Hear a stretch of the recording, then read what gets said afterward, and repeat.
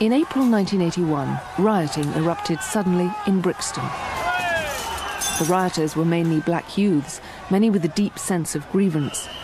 Their target was a predominantly white police force. It was intimidating. It was frightening. You didn't know what was going to happen next.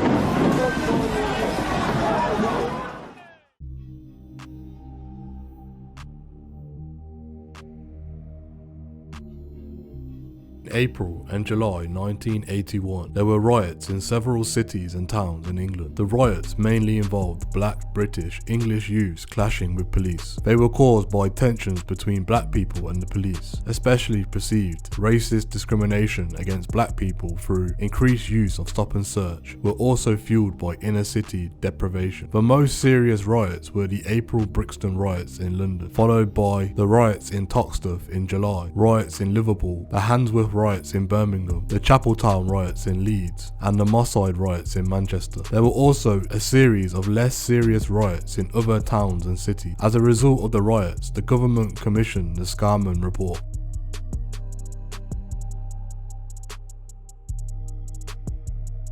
In all four main cases, these areas had large ethnic minority communities who had largely immigrated from the Commonwealth in the 1950s and 1960s to do low-paid manual jobs. All these areas suffered from poor housing, mostly dating from the 19th and early 20th centuries, high unemployment, and particular problems with racial tensions. According to the subsequently commissioned Scarman Report, the riots were a spontaneous outburst of built-up resentment sparked by particular incidents. Lord Scarman stated that complex political, social, and economic factors created a disposition towards violent protests. The Scarman Report highlighted problems of racial disadvantage and inner city decline, warning that urgent action was needed to prevent racial disadvantage becoming an epidemic, ineradicable disease threatening the very survival of our society. Brixton in London, Toxteth in Liverpool, and Chapeltown in Leeds were originally built as affluent areas of these cities. However, the relocation of industry, rising popularity of homes on new private housing estates since the 1930s, poor connections, and the influx of migrant workers has led to a downfall in their fortunes, and the large Victorian terraces and villas were often divided up into low-rent bedsits, and many of those still existing as houses have been bought by landlords who let them to tenant. The first Thatcher ministry,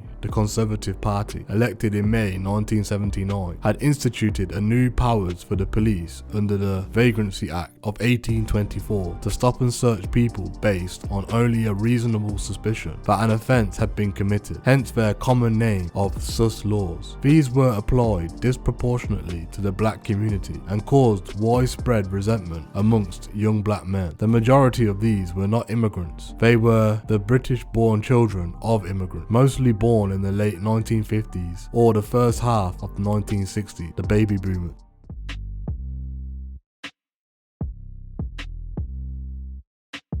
The election of the Conservatives in 1979 had also seen the implementation by the Thatcher government monetarist economic policy that were designed to tackle inflation, which had peaked at 27% just before the election, dropped to 22 cents in the 1980s, and was still above 10% by 1981. In 1979, the second oil price crisis started. Although inflation was falling by 1981, unemployment was still rising, and the recession was now in its second year. By 1981, unemployment exceeded 2.5 million, having stood at 1.5 million 2 years earlier. Less than a decade later, unemployment had still been in the six figures, and it had stood at less than 400,000 as recently as the 1960s. The inner city areas affected by the 1981 riots were among those hit particularly hard by the recession and the unemployment and other social issues that came with it. The level of unemployment not seen since the 1930s, the Great Depression in the United Kingdom, had led to mass disconnect in the working class areas of Britain, most affected by the recession.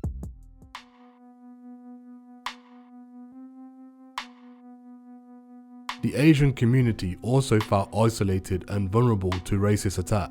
The police were given new powers to question people about their immigration status. Resentment arose when these laws were applied, but the police were failing to protect the Asian community from violence. On the 11th of July 1981, the Bradford 12, a group of Asian youths, members of the United Black Youth League, were arrested for manufacturing petrol bombs, allegedly to protect their community from a threatened attack. At the subsequent trial, they were acquitted by a jury on the grounds of self-defense. On the 18th of January 1981, 13 black youths died in the New Cross fire in London when a house was reportedly petrol bombed. The police quickly dismissed a racial motive for the apparent arson attack, and the local black community were dismayed by the indifference shown in the press towards the deaths. 15,000 people marched demanding action to central London in the biggest black issue demonstration seen at the time in the UK. Racial tensions continued to rise in the early part of the year. On the 28th of March 1981, Enoch Powell, by then the Ulster Unionist MP, but still an influence on the Conservative Party, gave a speech in which he warned of the dangers of a racial civil war in Britain. In this country, in 15 or 20 years' time, the black man will have the whip hand over the white man. Well, I can already hear the chorus of execration. How dare I say such a horrible thing? How dare I stir up trouble and inflame feelings by repeating such a conversation? My answer is that I do not have the right not to do so.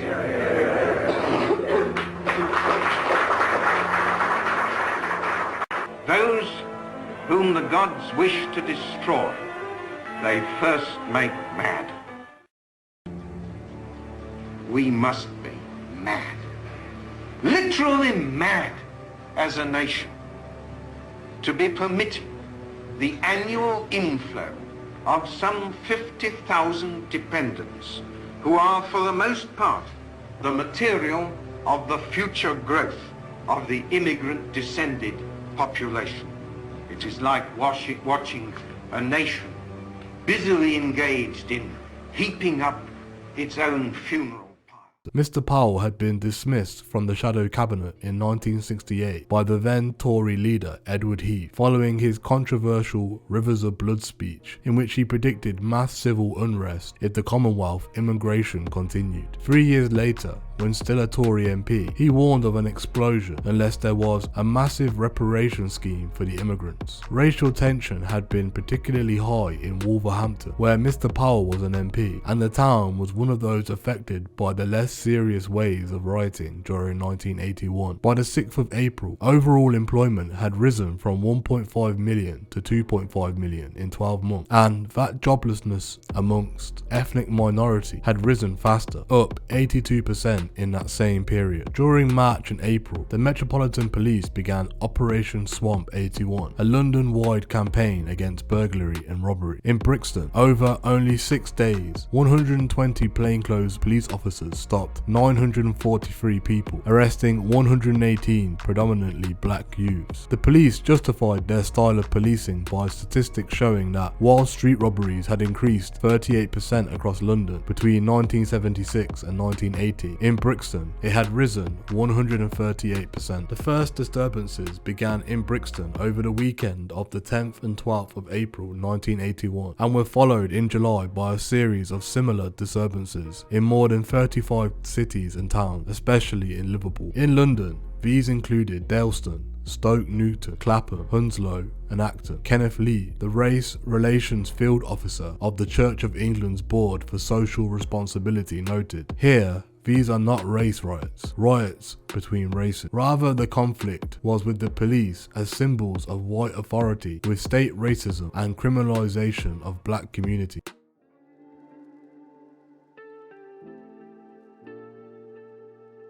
These riots in areas of high unemployment brought to the government's attention that strategies for helping young people into work were not working. The youth training scheme and similar schemes were brought into school for leavers. The Association of Chief Police Officers, who developed police policy in England, produced their public order manual in response to the riots. This was subsequently used in training by police forces throughout Britain. The UK government commissioned the Scarman Report 2 days after the Brixton riots. The terms of reference for the inquiry were to inquire urgently into the serious disorder in Brixton on the 10th and 12th of April 1981 and to report with the powers to make recommendations. Lord Scarman was concerned with the plight of the ethnic communities in the UK inner city and their relationship with the rest of the national community. He concluded that it was essential that people are encouraged to secure a stake in, feel a pride in, and have a sense of responsibility for their own area. He called for a policy of direct, coordinated attack on racial disadvantage. As a consequence of the Lord Scarman Report, a new code for police behaviour was put forward in the Police and Criminal Evidence Act 1984, and the Act also created an independent police complaints authority established in 1985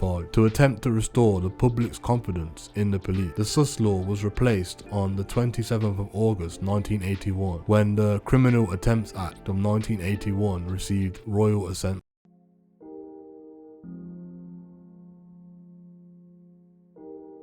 While there were common root causes for tension in each area, the triggers for each individual riot were completely different.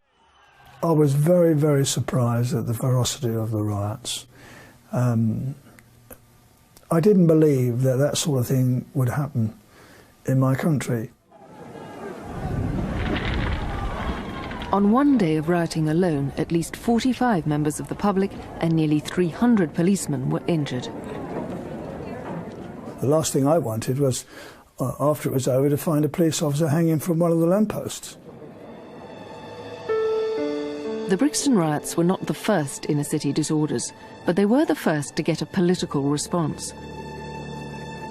The Home Secretary, William Whitelaw, immediately summoned the Metropolitan Police Chiefs. The Commissioner leaned across the table and said the Home Secretary would like to come to visit Brixton. Mr Whitelaw said, I'll come about 5 o'clock. And the Commissioner said, yes, OK. And I just quickly whistled the Commissioner's ear, no, please, the rioting might start at 5. So he said, well, it might start at 5. So Mr White said, well, I better come at 3 then. Whitelaw was accompanied by Timothy Raisin, the minister responsible for race relations. What you got was a very strong sense of enormous tension. You get a smouldering sort of aftermath of it. Obviously the police were on very high alert. I have seen enough damage to convince me that a serious breakdown of law and order occurred. I've also seen enough to convince me that the police have, in their very difficult task, and I want to say this again, again and again, deserve the support of every law-abiding citizen in this country. One of the interesting things about all this episode is that it was in fact the Home Secretary who made the running. The basis of the Thatcher government at that period was that Margaret Thatcher would pursue things to do with the economy and so on, but that there was a kind of tacit, or maybe not even tacit, deal between Margaret and Willie, by which she, in effect, agreed not to interfere with his department. That was absolutely crucial. The events of this weekend called for the most thorough examination. I have therefore decided to appoint an inquiry under Section 32 of the Police Act 1964. I have invited Lord Scarman to undertake this inquiry, and I am glad to say he has accepted. He had a reputation, both as a highly intelligent man, a very distinguished judge and all that, and also for being an independent-minded person. Very important, if you had that inquiry, not to have somebody who could be accused of being a stooge. But Scarman's appointment came at a time of high unemployment. Black youths were particularly hard hit. Because the opposition blamed the job losses on Thatcher's economic reforms, Scarman and his team would have to tread warily. I think we all knew that the remit would have to embrace social and economic issues. But we also knew that to say that up front would be to frighten some of the horses, to upset some people in government who might see this as, you know, far more dangerous kind of operation than they thought it was supposed to be.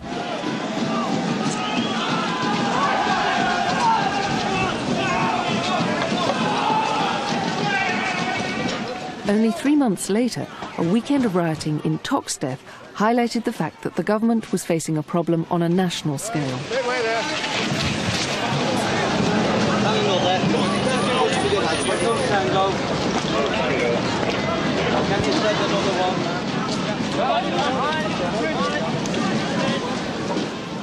At one point, with casualties mounting, the police almost lost control. They were given permission to use CS gas, the first time it had been used on mainland Britain. The explosion of violence hadn't been predicted, hadn't been expected, which came with quite extraordinary ferocity. It shook certainly the political system in Whitehall and Westminster. Indeed, the Prime Minister determined to see Toxteth for herself and to talk to members of the local community at Liverpool City Hall.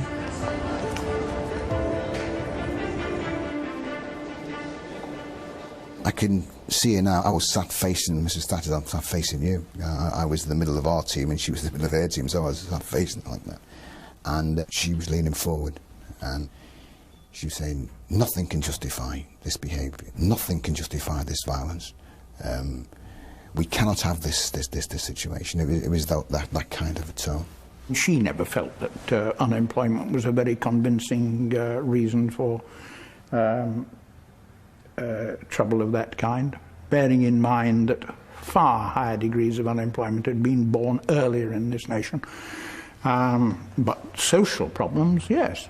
And among the social problems were, of course, a breakdown in respect for authority, a breakdown in family life, a breakdown in respect for elders, and a lack of pride in the area. She really did listen, and I have to give a tribute to that. For that, she did listen. But you know, I think what she heard was so much outside of her experience that I feel she would be unable to interpret what was being said and act on that. But Margaret Thatcher did act when she returned to London by sending a special task force to Liverpool, headed by the Environment Secretary, Michael Heseltine. David Edmonds, one of his top civil servants, was with him. It was the days, of course, before spin doctors, but I knew Liverpool a bit, so I said, for the next part of the trip, let's walk down to the harbour. Tremendous view of Michael Heseltine as a politician of depth. By Jove, I think she was impressed by his presentational and his political abilities on Merseyside.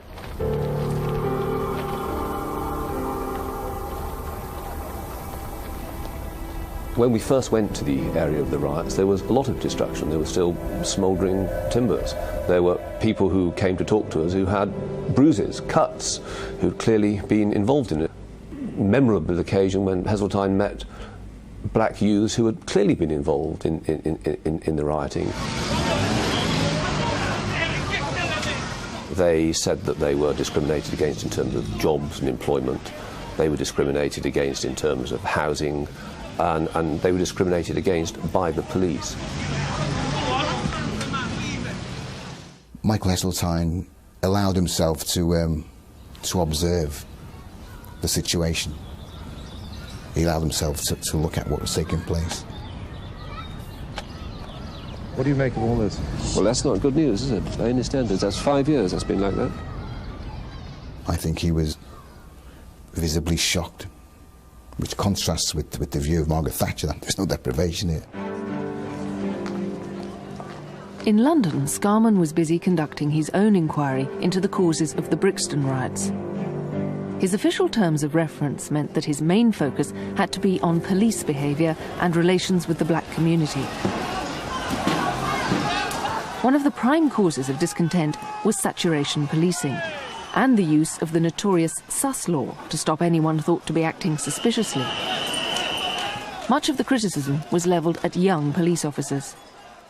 The majority are they're youths, man. They're kids. They're not qualified police officers who can talk to people. They don't know how to talk to people. They're 18, 19, look what 18, 19, just come out cadet school. And they're going on making show the power. Big fucking big blokes like them. Let's have respect, man. Of course. They don't show no respect. They don't show us no respect. How the hell are we going to show them any respect? My recollection is that the percentage of street robberies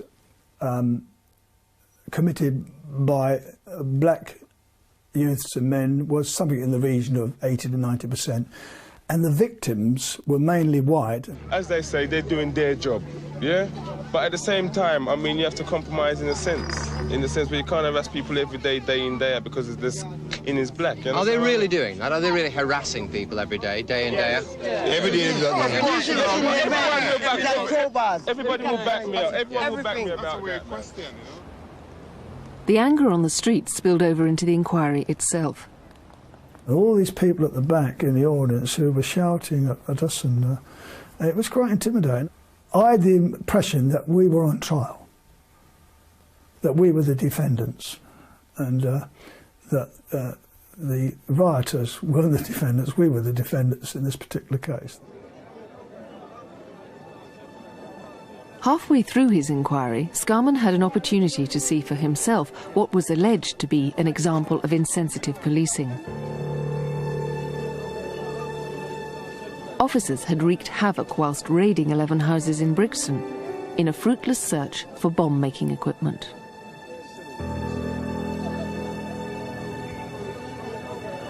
Scarman decided to visit the site of the houses which had been raided.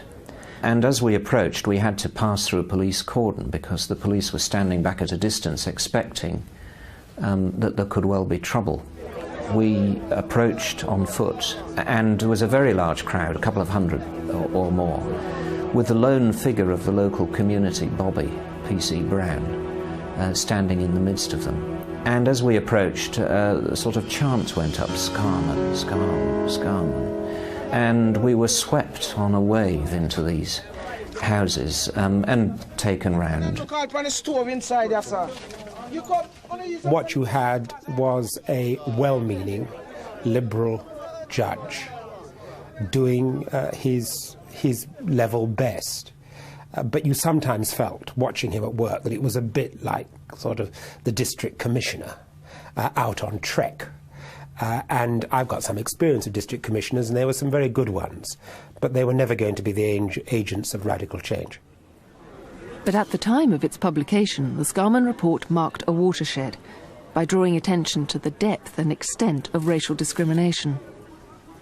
A new generation of black Britons who'd grown up here felt deeply alienated. It's available only at £8. Deprived youngsters who believed that they were deprived because of the colours of their skin, unable to get what they thought were fair opportunities of education or jobs, and suffering, as they thought, harassment, took to the streets because they saw no other way of airing their grievances. Scarman proposed reforms to improve police relations with the black community and to weed out individual officers whose behaviour was racist.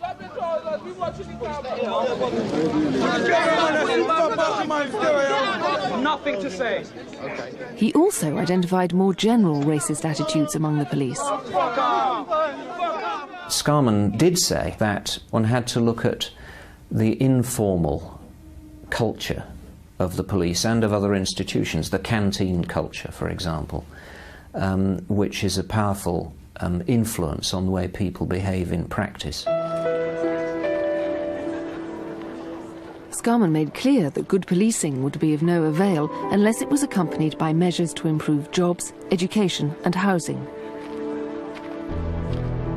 But politically, he was realistic. I'm conscious that I'm a judge. I'm not responsible for the finances or the economy of the country. All I can do is to analyse the social conditions, indicate areas where improvements could be made and ought to be made, and then leave it to the politicians in Parliament to decide whether the money is to be made available. I hope the money will be made available. On his return from Liverpool, Heseltine had written a minute for his cabinet colleagues. It took a riot. The title, at least, was provocative. The report that Heseltine put to Mrs Thatcher was not a Thatcherite document, but it was very carefully couched. It made very clear that violence as a means of securing economic or political ends couldn't be countenanced. And it trod a very delicate line between saying we have to do something and we have to respond to violence. But at the end of the day, that underlying message was it took a riot to make us consider what best to do. Later in '81, Heseltine had to go to the Conservative Party conference. I'm delighted to introduce the Secretary of State, the Right Honourable Michael Heseltine. He was extremely concerned about the speech that he had to make there. I vividly remember sitting next to his office for several days while he wrote sheaf after sheaf of paper in his totally unintelligible manuscript, trying to get the tone right. What he wanted was a tone that conveyed the real concern, that actually said that we needed to change. Self-help has a limited meaning in an inner-city community where 40% of the young kids may be without work, and if you're black, it may be 60%. I know those problems. I grew up in the 30s with an unemployed father. He didn't riot. He got on his bike and looked for work, and he kept looking till he found it. Our inner cities are just a signpost of a journey of despair, and there will be no recovery without more resources. I am not willing to throw away the prospects of lasting recovery in an orgy of self-indulgence, false sentimentality and self-justification, and no one in this government is.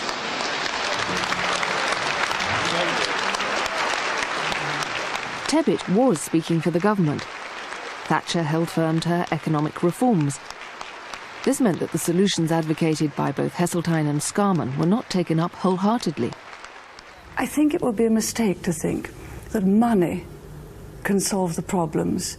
Money can't buy either trust or racial harmony. The Thatcher government did very little in actually putting in real jobs, improving the housing, improving the quality of life for black people in Toxteth. As far as policing in London was concerned, some of Scarman's recommendations were accepted. There has been some change, certainly in the rhetoric of senior police officers, and indeed in terms of institutional change, the development of liaison committees.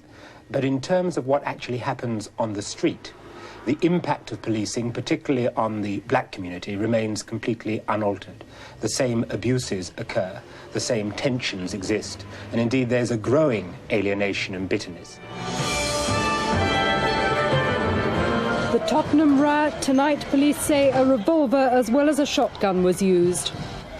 London's top policeman has given notice that his men are ready to use plastic bullets and tear gas. The warning came after last night's frenzy of violence on a housing estate in North London, during which a policeman was hacked to death. The murder of PC Keith Blakelock, the only policeman to die during these inner-city disorders, remains unsolved. The horror of the violence and the fact that there were other disturbances that year led some people to fear that rioting was becoming a feature of British life. What happened after 1985 was a growing sense on the part of the police and the public that the end of the road had been reached, that unless there was some modus vivendi some accommodation reached as between police and public in those areas, then the outcome would be one that was absolutely catastrophic. Black people.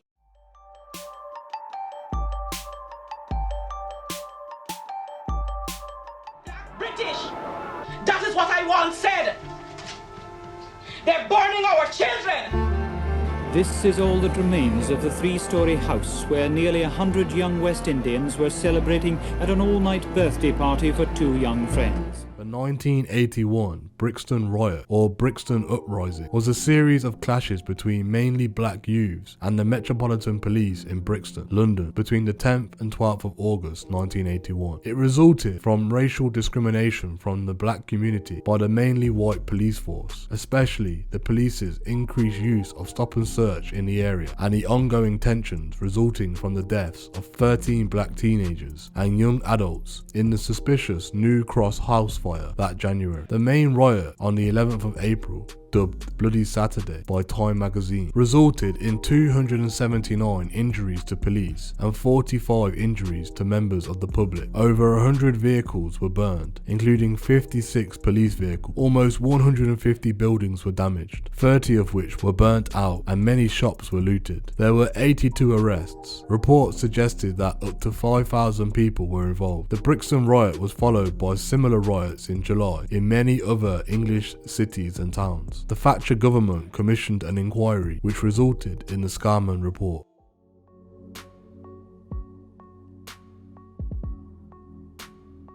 Brixton in South London was an area with serious social and economic problems. The whole United Kingdom was affected by recession in 1981, but the local African and Caribbean community was suffering particularly with high unemployment, poor housing, and a higher than average crime rate. In the preceding months, there had been growing unease between the police and the inhabitants of Lambeth, the borough of London in which Brixton is located. On the 18th of January 1981, 13 black youths died in a fire during a house party in New Cross in the nearby borough of Lewisham. Although authorities stated that the fire started inside and was accidental, the public believed it was an arson attack and criticised the police investigation as inadequate. Black activists, including Darkest Howl, organised a march for the Black People's Day of Action on the 2nd of March. Accounts of the turnout vary from 5,000 to 20,000 to 25,000. The marchers walked 17 miles from Deptford to Hyde Park, passing the Houses of Parliament and Fleet Street. While the majority of the march finished in Hyde Park without incident, there was some confrontation with the police at Blackfriars. According to Professor Les Black, while the local press reported the march respectfully, the national papers unloaded the full weight of racial stereotyping. The Evening Standard's front page headline had displayed a photo of a policeman with a bloody face juxtaposed with Darkest Howl's quote about the march being a good day. A few weeks later, the police arrested some of the march's organisers and charged them with an offence of riot, but they were later acquitted. In 1980, the number of crimes recorded in Lambeth Borough was 30,805, with 10,626 of those taking place in the Brixton division. Between 1976 and 1980, Brixton accounted for 35% of all crimes in the borough and 49% of all robbery and violent theft offences. Police recognised the rising crime at the beginning of April, and the Metropolitan Police began Operation Swamp, a plainclothes operation to reduce crime, named after Prime Minister Margaret Thatcher's 1978 assertion that the UK might be rather swamped by people of a different culture, and ununiformed patrols were increased in the area. Officers from other Metropolitan Police districts and special patrol groups were dispatched into Brixton, and within 5 days 943 people were stopped and searched, 82 being arrested through the heavy use of what's colloquially known as the sus law. This refers to powers under the Vagrancy Act of 1824, which allowed police to search and arrest members of the public when it was believed that they were acting suspiciously and not necessarily committing a crime. The African Caribbean community accused the police of disproportionately using these powers against black people.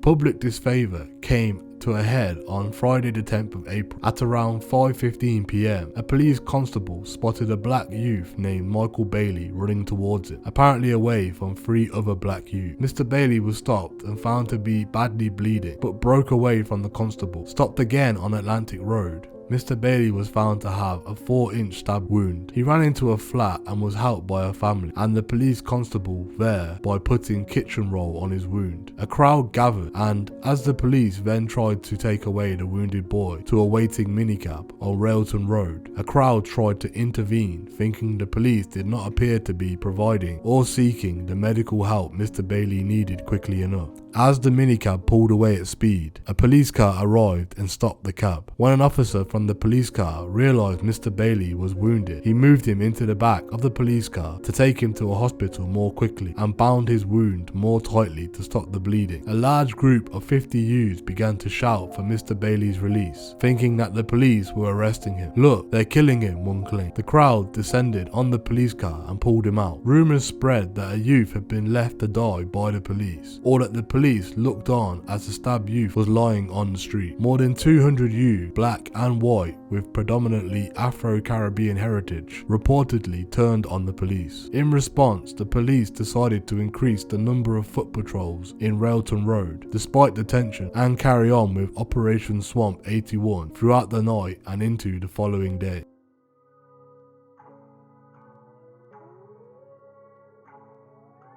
It was believed by the local community that the stabbed youth died as a result of police brutality, fueling tensions throughout the day as crowds slowly gathered. Tensions first erupted around 4 p.m. as 2 police officers stopped and searched the minicab on Rioting Road. By this time, Brixton High Street was reportedly filled with angry people and police cars were pelted with bricks. At around 5 p.m, the tensions escalated and spread, and the 9 p.m. BBC News bulletin that reported 46 police officers were injured and 5 seriously injured. Shops were looted on Rioting Road, Mile Road, Leeson Road, Acre Lane and Brixton Road. The looting in Brixton reportedly started around 6 p.m. At 6:15 p.m, the fire brigade received their first call as a police van was set on fire by rioters in Rioting Road, with the fire brigade being warned a riot was in progress. As the fire brigade approached the police cordon, they were waved through without warning, driving down Rioting Road towards 300 youths armed with bottles and bricks. The fire brigade met the crowd at the junction between Rioting Road and Shakespeare Road and were attacked with stones and bottles. The police put out emergency calls to police officers across London asking for assistance. They had no strategy and only had inadequate helmets and non-fireproof plastic shields to protect themselves while clearing the streets of rioters. The police reportedly also had difficulties in radio communication. The police proceeded in clearing the Atlantic Rioting Mile area by pushing the rioters down the road, forming deep shield wall. The rioters responded with bricks, bottles and petrol bombs. By 5:30 p.m, the violence further escalated. Non-rioting members of the public attempted to mediate between the police and the rioters, calling for a de-escalation by withdrawing police out the area. The destructive efforts of the rioters peaked around 8 p.m. as those attempts at mediations had failed. 2 pubs, 26 businesses, schools and other structures were set alight by the rioters. By 9:30 p.m, over 1,000 police were dispatched into Brixton, squeezing out the rioters. By 1 a.m. on the 12th of April 1981, the area was largely subdued, with no large groups except the police on the streets. The fire brigade refused to return until the following morning. Police numbers grew to over 2,500, and by the early hours of Sunday morning, the rioting had fizzled out.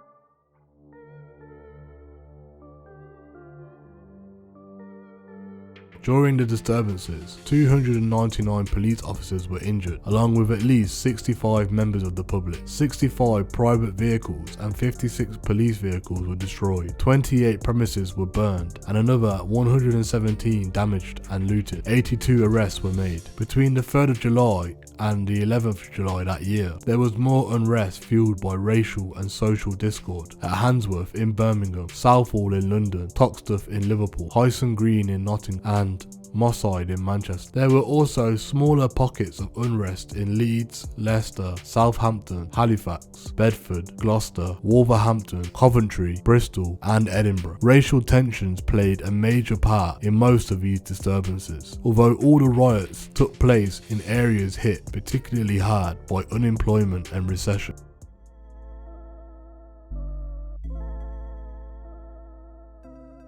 The then Home Secretary, William Whitelaw, commissioned a public inquiry into the riot headed by Lord Scarman. The Scarman report was published on the 25th of November 1981. Lord Scarman found unquestionable evidence of disproportionate and indiscriminate use of stop and search powers by the police against black people, and as a consequence, a new code for police behaviour was put forward in the Police and Criminal Evidence Act of 1984, and the Act also created an independent police complaints authority established in 1985 to attempt to restore public confidence in the police. Lord Scarman concluded that complex political, social and economic factors created a disposition towards violent protest. The 1999 Macpherson report, an investigation into the murder of Stephen Lawrence, and the failure of the police to establish sufficient evidence for prosecution of the charged suspects, found that recommendations of the 1981 Scarman report had been ignored. The report concluded that the police force was institutionally racist. This report, which did not cover the events of the Brixton Riots, disagreed with the conclusions made by Lord Scarman. On the 25th of March 2011, BBC Radio 4 broadcast The Reunion, a programme featuring reminiscences by participants including the police and black Brixton residents.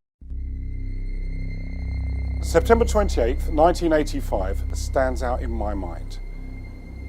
And it stands out in all Londoners, but especially black Londoners. Fires are still burning in Brixton in South London after an evening of rioting. It began as a demonstration of anger after police had shot and seriously wounded a woman while searching her house. It was a dawn raid. The police broke down the door, suspecting that there was an armed gunman in the house. Police had been looking for her son, Michael Gross, described as extremely dangerous.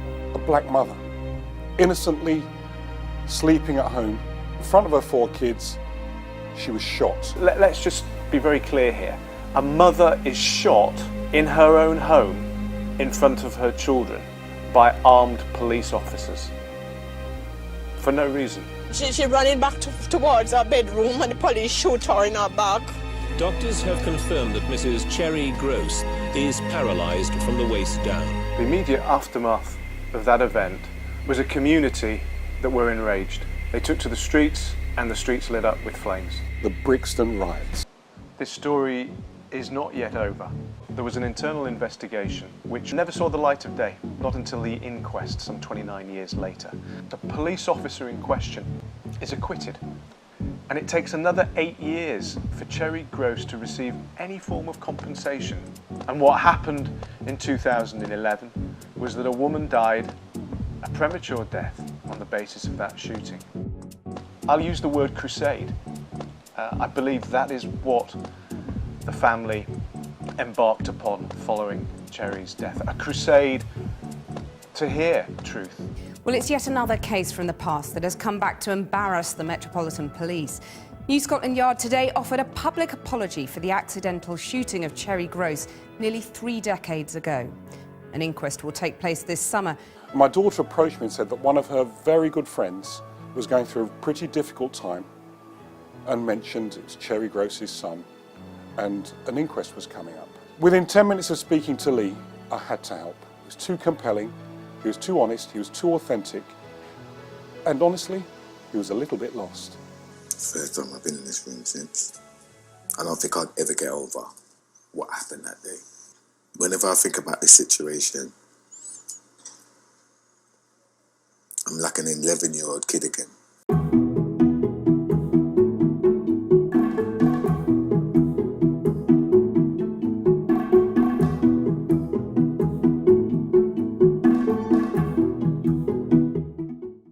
Hi, my name's Kevin Searle and I'm a record specialist at the National Archives.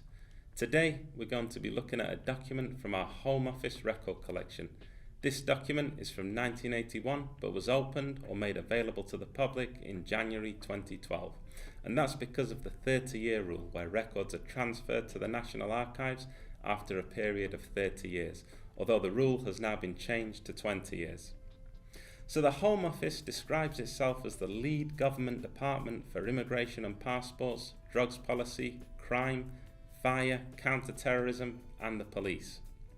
Well, the Home Office was formed in 1782, and so the records of the Home Office stretch way back to the 18th century and even further if one includes the departments that predated it.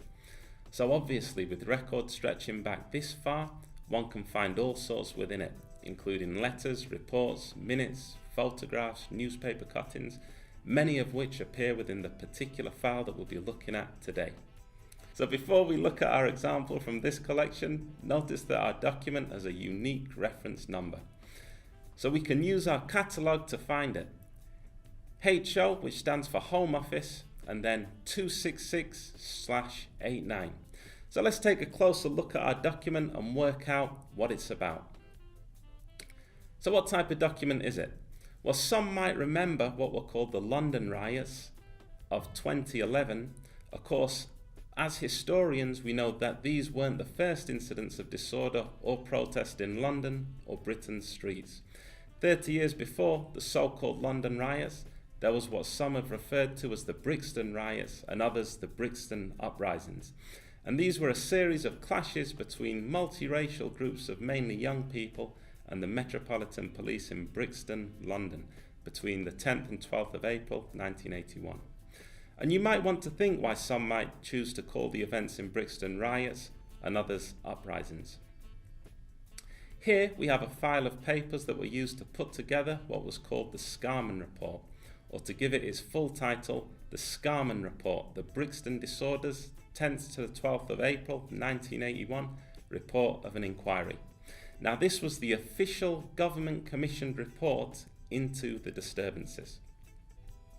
The file has the title, Inquiry into the 1981 Brixton Disturbances, Scarman Inquiry, Evidence and Papers. And this means that it's comprised of evidence and papers that were used to write the report. So it's not the final report in itself, which we do actually have a finished copy of. However, it's certainly worth looking at this file of evidence and papers because not all of the material within it made it into the final document. So, who has produced it? Well, it's a Home Office file with a HO reference because the Home Secretary at the time responded to calls for a public inquiry, which would be chaired by Lord Scarman, who was a respected judge. And this is why it's widely known as the Scarman Report, although the decision to make him the chair wasn't supported by everybody. So if we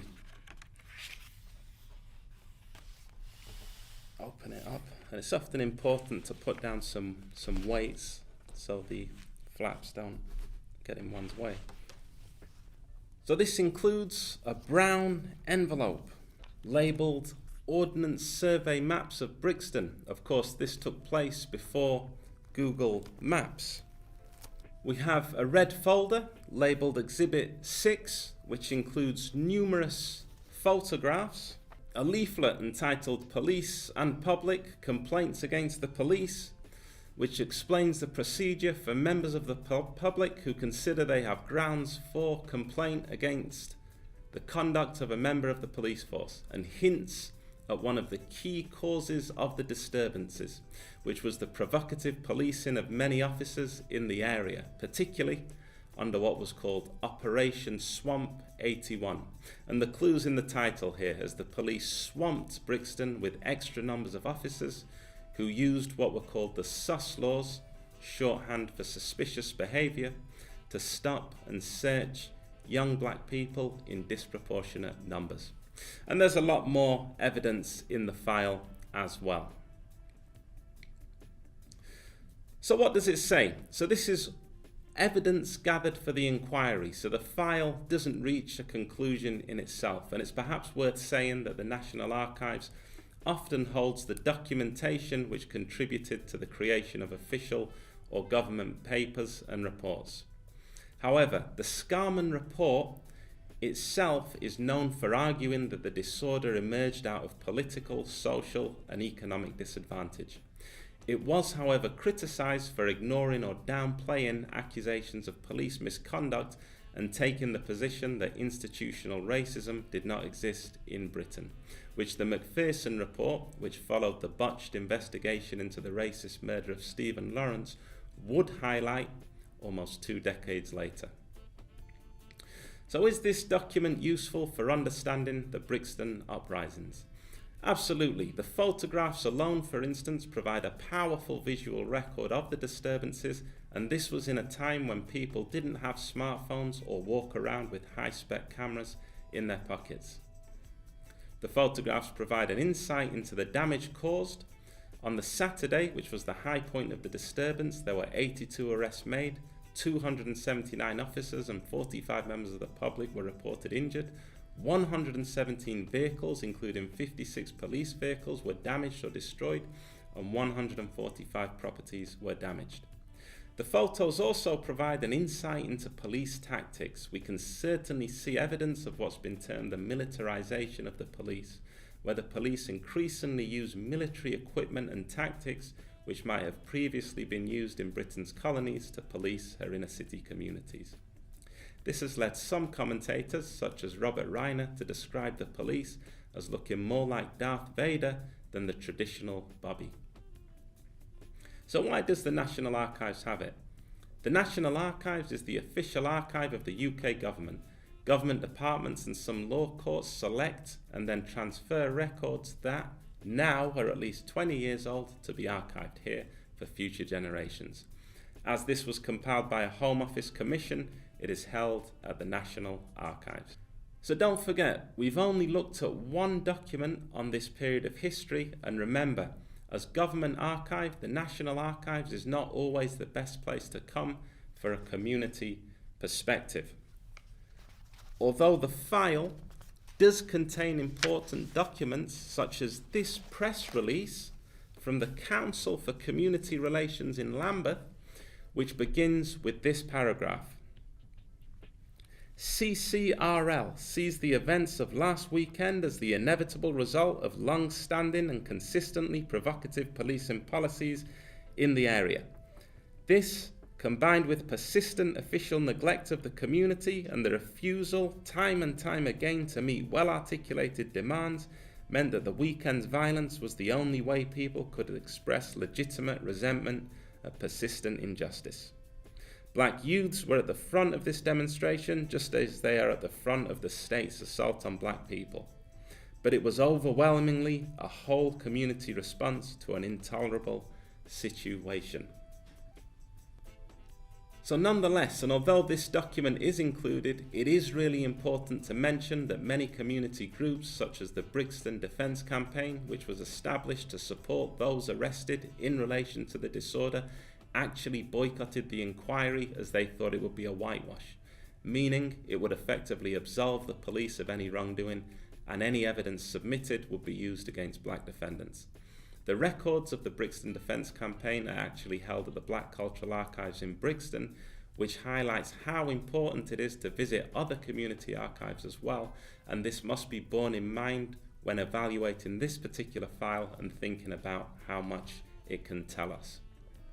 So this is just one of many documents to be found in our Home Office collection, which can be used to find out more about the Brixton uprisings. Children have been burnt. Not West Indians, black British. That is what I once said. They're burning our children. This is all that remains of the 3-storey house where nearly 100 young West Indians were celebrating at an all-night birthday party for 2 young friends. That night, we were there at the party, and for people outside looking in, I mean, maybe they can just imagine. Just before 6 o'clock this morning, the singing and dancing gave way to panic as flames shot through the upper floors and screaming teenagers began to leap from the windows. The feeling was that it had been another racist attack. Racist attacks were happening on a daily basis in that area. There had been a great amount of far-right activity in Deptford. National Front is white men's front! Join the National Front! They attacked the youth clubs, they attacked the Albany Centre. 3 years ago, the old Albany Theatre was gutted by fire. Places of entertainment for black people. There was another firebomb at the Moonshot Youth Club, both literally a stone's throw from 439 New Cross Road. Paul's family home was 439 New Cross Road. Paul was fun, free, outgoing. That's a picture with his sister Yvonne. Yvonne had actually said to me and Paul, I'm going to ask Mum if I can have a birthday party. What do you think Mum will say? Paul said, we'll see what we can do.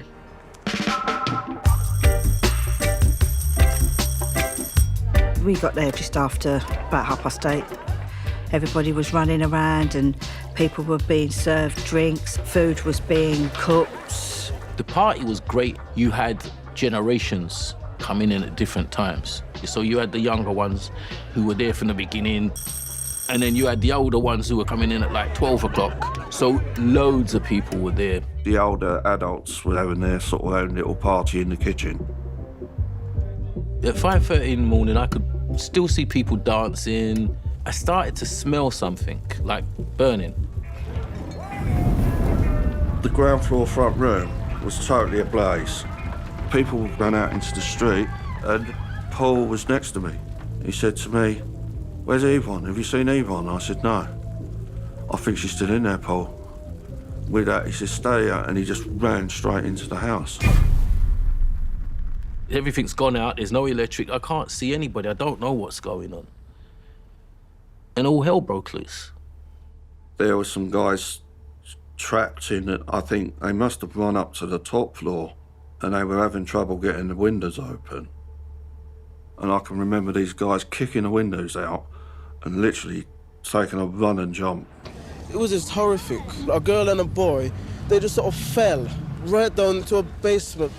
I just remember kids lying on stretchers, burnt till they were pink, and the smell of burning flesh, well, it'll go to my grave. There was just smoke everywhere. And then afterwards, people were telling me that some white man had thrown a petrol bomb through the window. I saw this bloke standing up in the pavement. Then he made this throwing movement with his right hand. The fire had started within the ground floor front room. The smoke would have been very hot, would have reduced their visibility to near zero within seconds, and they would have inhaled the fire fumes and succumbed very quickly. Witnesses had seen a car and a man go to the door and they'd seen his arm raised. The investigative team were aware that a firebomb was possible, but there was nothing found inside the house, so there was no forensic evidence that a missile had come through the house. It wasn't there. One of the things that we were trying to ascertain was whether a projectile had entered the room. Typically, you find the neck and the base of the bottle and the remains of the wick stuck in the neck. That's very common. We didn't find any of that evidence. Secondly, it was discovered the man who went to the house and drove off quickly, he had seen the fire. He stopped his car, he ran to the house, banged on the door or whatever. I think the heat was so fierce that he went like that. He raised his right arm above his head in a protective movement, and possibly Carl Wright has got this particular action mixed up with what he described as a throwing movement.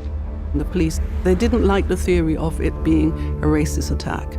So suddenly the finger was pointed at the partygoers, and the media was pandering to police prejudice, vilifying the young people as if they somehow were involved in this horrific fire.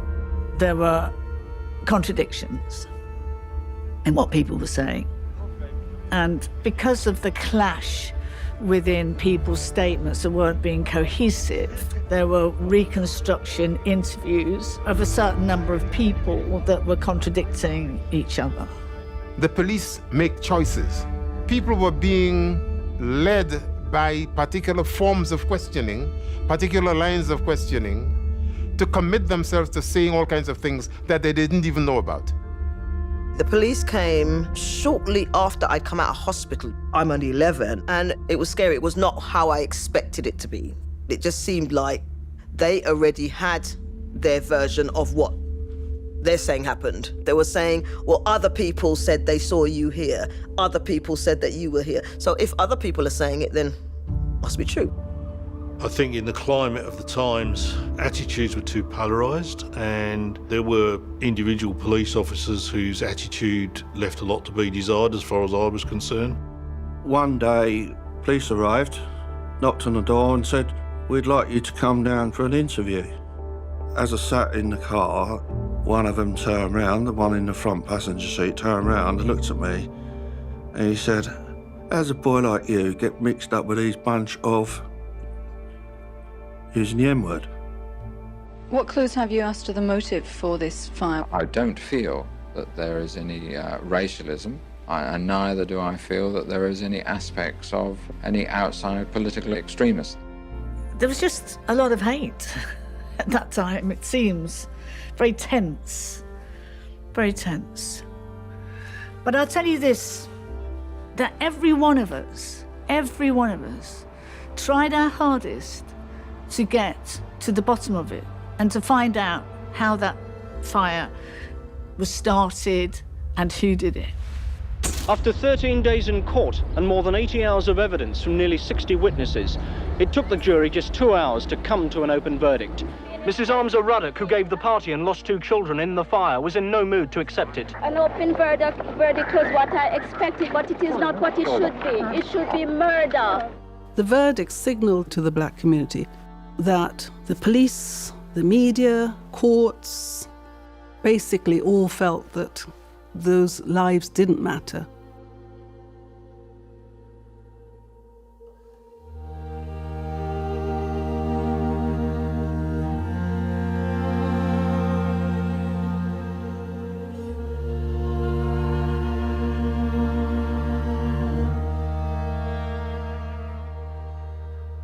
I was unfortunate to lose my brother Andrew at a very young age and lose a lot of friends.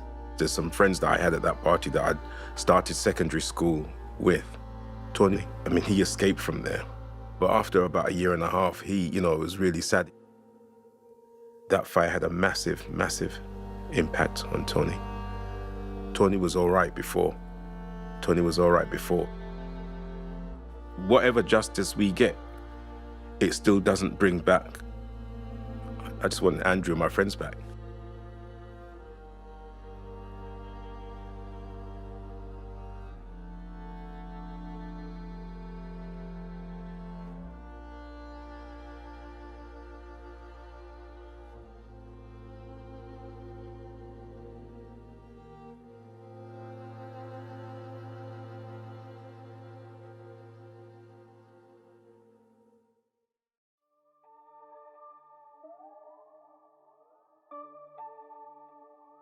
On the 13th of April, Margaret Thatcher dismissed the notion that unemployment and racism lay beneath the Brixton disturbances, claiming nothing but nothing justifies what happened. Overall unemployment in Brixton stood at 13%, with 25.4% for ethnic minorities. Unemployment amongst black youths was estimated at 55%, rejecting increased investment in Britain's inner cities. Mrs. Thatcher added, "Money cannot buy either trust or racial harmony." Lambeth London Borough Council leader Ted Knight complained that the police presence amounted to an army of occupation that provoked the riots. Mrs. Thatcher responded, "What absolute nonsense, and what an appalling remark. No one should condone violence. No one should condone the events. They were criminal.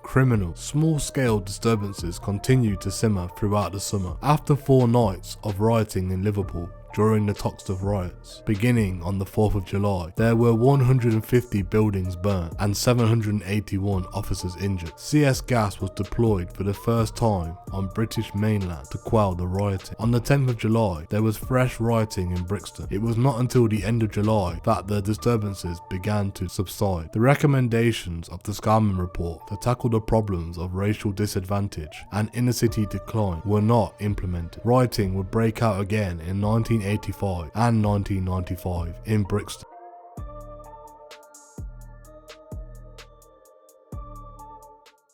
As you can see, the whole place is in shutters. You know? And how do you explain that?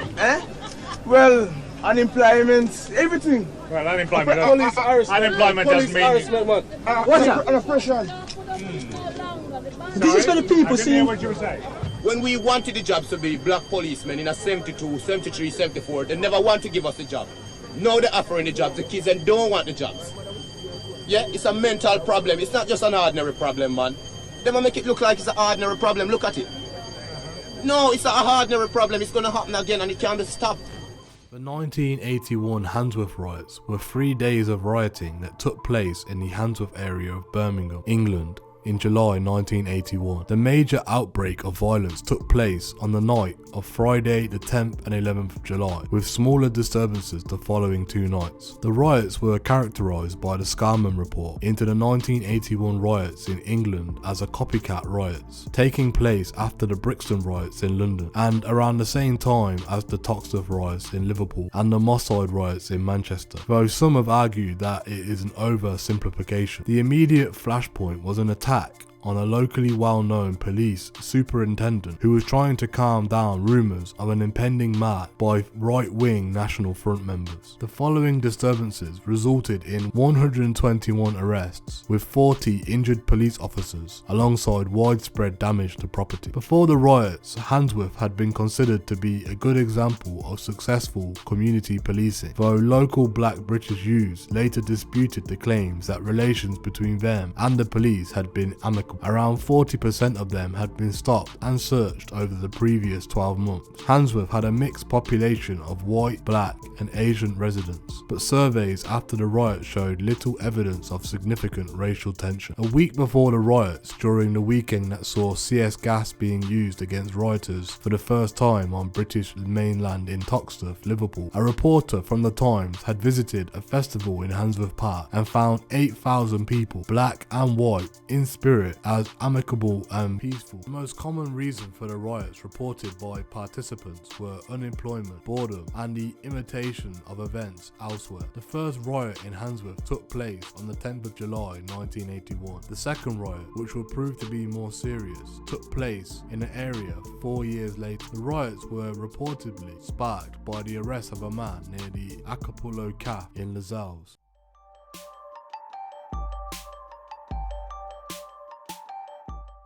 But I don't think this is fundamentally a race issue. And while it may well damage relationships between coloured people and white people, and between coloured and white and the police to an extent, I certainly look to the future with a certain amount of confidence. Chapeltown in Leeds is calm today after 2 nights of street violence. The Chapeltown riots of 1981 took place in the Leeds district of Chapeltown in West Yorkshire, England, during a time when many other areas of the UK were suffering similar problems, such as London, Birmingham and Liverpool. The riots unfolded in July 1981 from a background of racial tension, inner city poverty, poor housing and high unemployment, which was rising rapidly as a result of the recession at the time. This brought high tension, particularly amongst the area's Caribbean community, culminating in the attacks on the police. The Yorkshire Evening Post reported on the events from a law and order perspective, quoting police and council sources. The Leeds Other paper reported on social and community aspects of the disturbances, including the root causes. These were not to be the last riots in the area. In 1987, there was further rioting in Chapeltown, and in 2001, there was widespread rioting nearby Hare Hills. The exact trigger for the riots is unclear, although much speculation took place in the local and national press. By 1981, Chapeltown was experiencing a high level of violent crime. Tensions were high, particularly amongst the area's Caribbean majority. The high crime brought the police purge, and the riots took place in July 1981. The black community in Chapeltown, Leeds, has a history of riots and disturbances. In 1975, young blacks clashed with police officers in a show of defiance. Then again, in 1981, Chapeltown joined other black communities throughout the country in that long, hot summer. Since 1981, the question continues to be, during the summer months, when and where will it begin? This year, 1987, Chapeltown has opened the account shattering predictions of confidence in the future made by the police 6 years ago. But I don't think this is fundamentally a race issue. And while it may well damage relationships between coloured people and white people, and between coloured and white and the police to an extent, I certainly look to the future with a certain amount of confidence.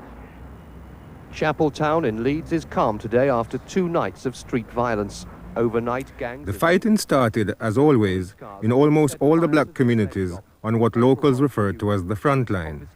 Here, unemployed blacks spend their days hanging about in efforts at making a living in whatever ways they can, or merely just hanging about. Police patrol these areas regularly, and there is constant conflict between the frontliners and patrolling officers. It takes a simple incident, usually minor, to provoke clashes between both sides. It happened on Lampart, Grange Terrace. 2 police cars came down with a driver in each, and they went into an Asian house, and we were sat on the wall next door. And I decided I was going home now, and I heard a bang. And when I turned around, I seen policemen running out of the house and said that I didn't hit the car. So I wasn't going to walk home by myself, and so I rejoined the crowd.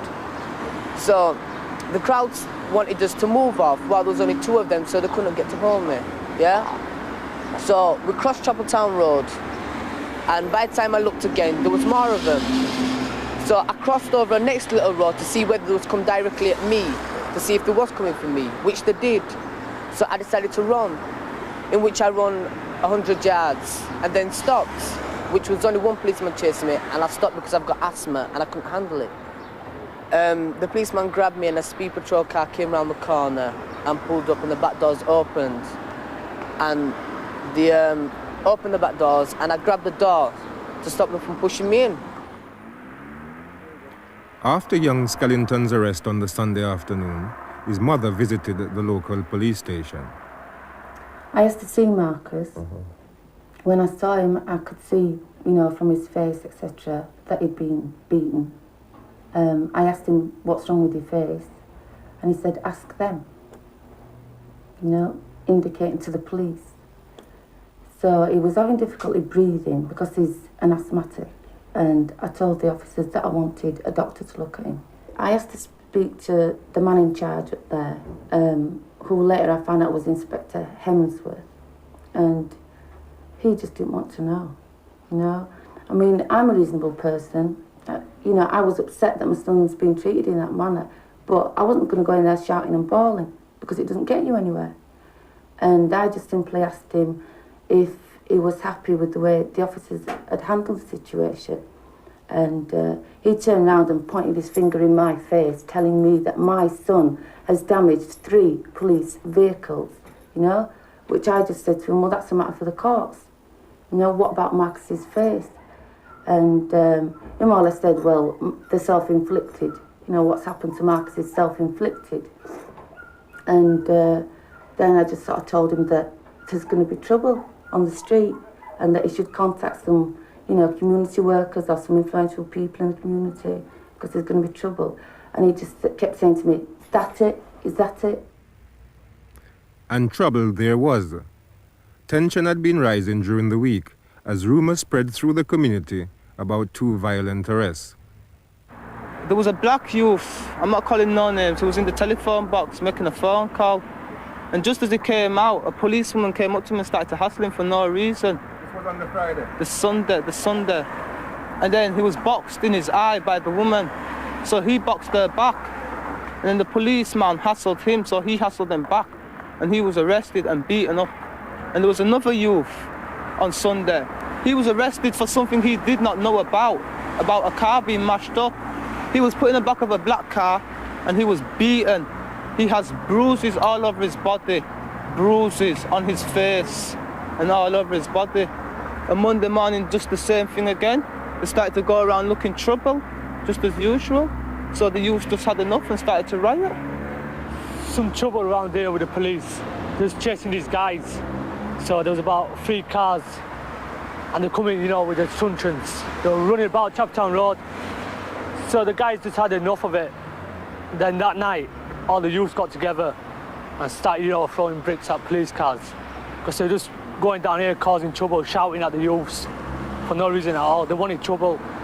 So the youth shouted back and that's how it started. There was very little destruction. On the Sunday night, unsuccessful attempts were made to burn down the Latvian social club.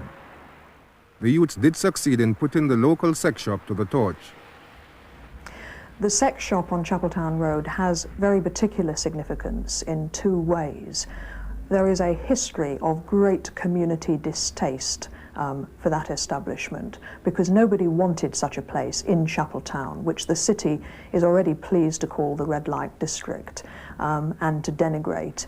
And black people living in the area have no need or wish for that particular sort of shop to be plucked from somewhere else and put on Chapeltown Road with all that it attracts. And there has therefore been opposition to the very status of it, and there has been a history of protest, particularly by women's organisations and groups, attempts to burn it down, demonstrations in front of it, attempts to take material out of the shop and destroy that material, and so on.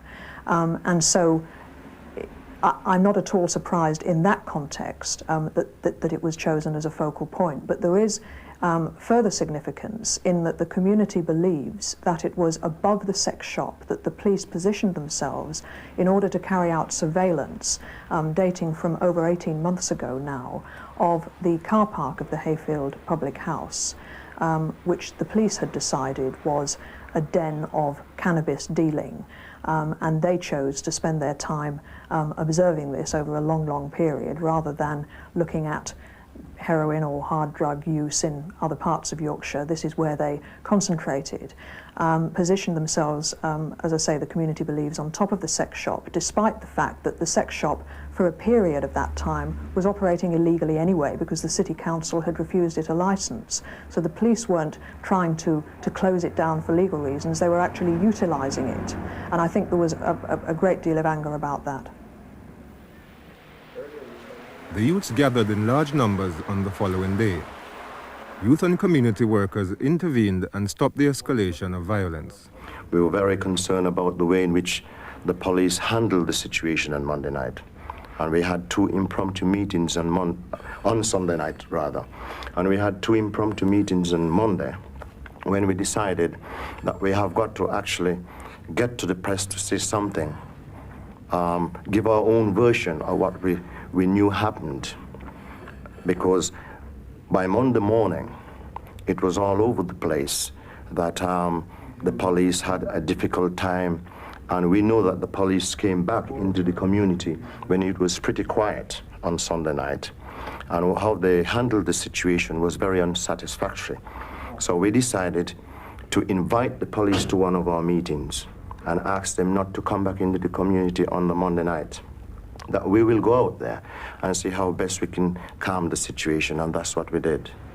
On the street that particular night, we the majority of the time we spent in small groups, actually, because there was quite a considerable amount of youths out there, all of them very much hot-headed at the time and not really quite conscious of what they were actually going to do and would achieve by creating a situation or a confrontation with the police at that particular time, because I believe that's where the animosity lies. So we virtually worked continuously till about 5, 6 in the morning to make sure and try and contain the situation. Working closely with them, talking to them in groups, and even pulling guys to one side, and trying to give them some kind of idea of why we thought it was best not to destroy our own community, because it was destroying our own backyard, really, that would have happened, that would have taken place if we didn't go out there and calm the situation. We have a responsibility towards our young people, right? And the way in which the police were provoking people by calling them monkeys and wugs, and they were all young, 14 to 16, 17-year-old. And we know that if we'd allowed them to have a confrontation with the police, what would have happened? And as a result of little small confrontation, a whole heap of them up there in the police station. And they're crying like kids, you understand? So we foresee what would actually happen. And that is the reason for our intervention. Can you tell me, what was the attitude of the youths to what you were trying to do? I think they welcome us actually being on the street that night. We went around quite a few of them, talking to them. And at that time, when we first entered, we started talking and mixing with the young people. And we was getting a lot of feedback from that in terms of, say, well, in a way that we're glad that you're here, right? And we was, in that way, we was able to reason with a lot of them to leave the streets. These youth and community workers are concerned to show that they are not on the side of the police. The reasons why we don't meet regularly with the police is one of the main reasons is that we're capable of losing our credibility within the community that we work, especially as youth workers. If we're seen working and relating with the police, all it's going to do is just going to take one youth to say, well, he's an informer, and the rest will follow. And that alone will make us lose our credibility as youth workers who are supposed to be representing the youths in issues like, for instance, what happened on Monday night and so forth. If it was seen to be working with the police, having to do a job like we did on Monday night would make that more difficult, because they wouldn't acknowledge us or wouldn't look at us as youth workers, they'd look at us as police informers. At the Mandela Center here, right, we have a policy, for instance, that we don't allow police to come into the center. And that's quite clear, because for young people to feel comfortable in these surroundings, there can't be police officers walking and patrolling around the building. They've tried various methods of coming into the building through football coaching. And we've got the support of the community. And what we actually did was ballot the people in the center, because there were a lot of opposition against us not letting policemen in the center. And when we ballot the people, you want to hear something? Out of 200 people that were balloted at the center, not one single person said they wanted a policeman at the center. You understand? And it is that basis why we have survived as a center, and why we have a good rapport with the young people, right? And many other black people in Chapeltown who work with young people. The police within the community has lost whatever credibility they had. They didn't have a lot to start off with, but they don't hold much credibility in the community, not with a lot of the adults and with a very, very small minority of the youths. In order to restore some of that credibility, I think they try and get in through the youth workers, youth projects and establishments such as here, so that they can get the foot in the door, for, as a manner of speech, and be seen to be actively participating on a social basis within the community, insofar as breaking the ice. But at the same time, they don't recognize the youngsters in the community as an ordinary youngster when he's out on the street. So if he can't treat the people of the community, myself or any youngster that they might meet on the street, if they're going to continue with this sus attitude and this bullying attitude, then it's no use them then coming to youth projects and hoping to come in through the back door. There are two things that I noticed about these recent events. One is, in 1981, when we were having this same sort of events in this community, we were actually having young people from 16 and upwards, as Rosie explained earlier on. We've got younger people now who are actually involved in this type of behavior. They're from 16 downwards. And one of the things that came over to me quite strongly when Rosie and I saw a group of youngsters going behind some residential houses and tried to stop them and find out what they were going to do. They were telling us things like, for instance, when we said to them, why do you want to be doing the things that you're doing? Why don't you go home to your parents? And youngsters like these who are saying to us, why are they treating our brothers in South Africa like that?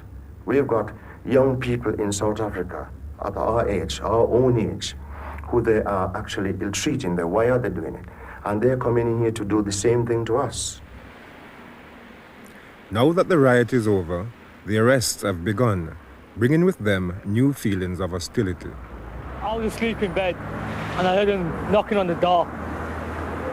And I thought it was someone, so I looked out the window and there was this policeman, CID, in the back garden on the front.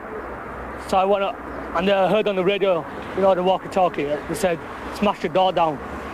So I got up and I opened the door and they put me in the room and they searched all the room. They're looking for petrol bombs, they said. They're looking through books, in the pockets, everything. I said, listen, what you're charging me with? They said, burglary, petrol bombs, everything. They said, where's the petrol bombs? I said, I don't know where any petrol bombs. I said, I was in the street, that's all I was doing, just watching because we couldn't get to sleep.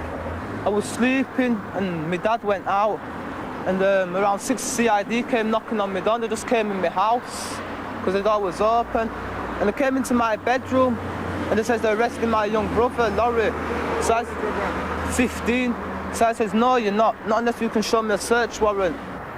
When I came from work yesterday, about 9:30, the door was open. I noticed that police was at the end of the street, at the back, banging off the door. My mum told me. And my mum was crying and bawling. The police just shoved her past, walking, and went straight up the steps. And they said, we could search your floorboards if we wanted to. And they're there saying, could you have the receipt for that? Throwing down the telly, throwing down the hi-fi stack. And they're saying to her, where's the receipt for this? Could we look in this? They were going on so terrible. And they said, anyway, we're out for them and we got them now. Only through the police coming down and driving down the vans and winding down the windows and dropping little comments and teasing the youths, basically just teasing them, you know? How long has this been going on for? For ages, for a long time, a long, long time. Bandung File put all the allegations in this program to the West Yorkshire Police. They replied with the following statement. We would refute such allegations, but if anyone does feel aggrieved, then of course they can complain in accordance with the provisions of the Police Act. Their complaint will be fully investigated. As you'll appreciate, this is not just an internal inquiry, but it will also involve the Independent Police Complaints Authority. It started when we attended a domestic incident, and whilst dealing with this routine incident, a minor disturbance ensued, and this escalated. We have several people in custody and before court, and these matters are concerned now with court proceedings, and it would not be right for me to go further into these details. It has returned to calm in the area, and we have had very full and useful discussions with the community and their leaders in the area, and we hope that things are back to normal now. There's always tension between the police and young people, and it's the black people themselves that are trying to calm everything down, and the police are making it worse because they're over-policing the area, you know, and they seem to come like it's a zoo here, you know what I mean, that they have to watch this species. I mean, nobody condones hooliganism, you know, but we're talking about little kids, you know, kids that live in this area that have got nothing, you know. They leave school, they've got no jobs, no nothing here, you know, and they frequent cafes and street corners and this, that and the other, and the police are inciting them, and they're growing up, you know, with this sort of resentment towards the police. And they're suffering by it firsthand. Their brothers, their uncles, their fathers, their grandfathers, and it's been going a long time, and it's not going to go away.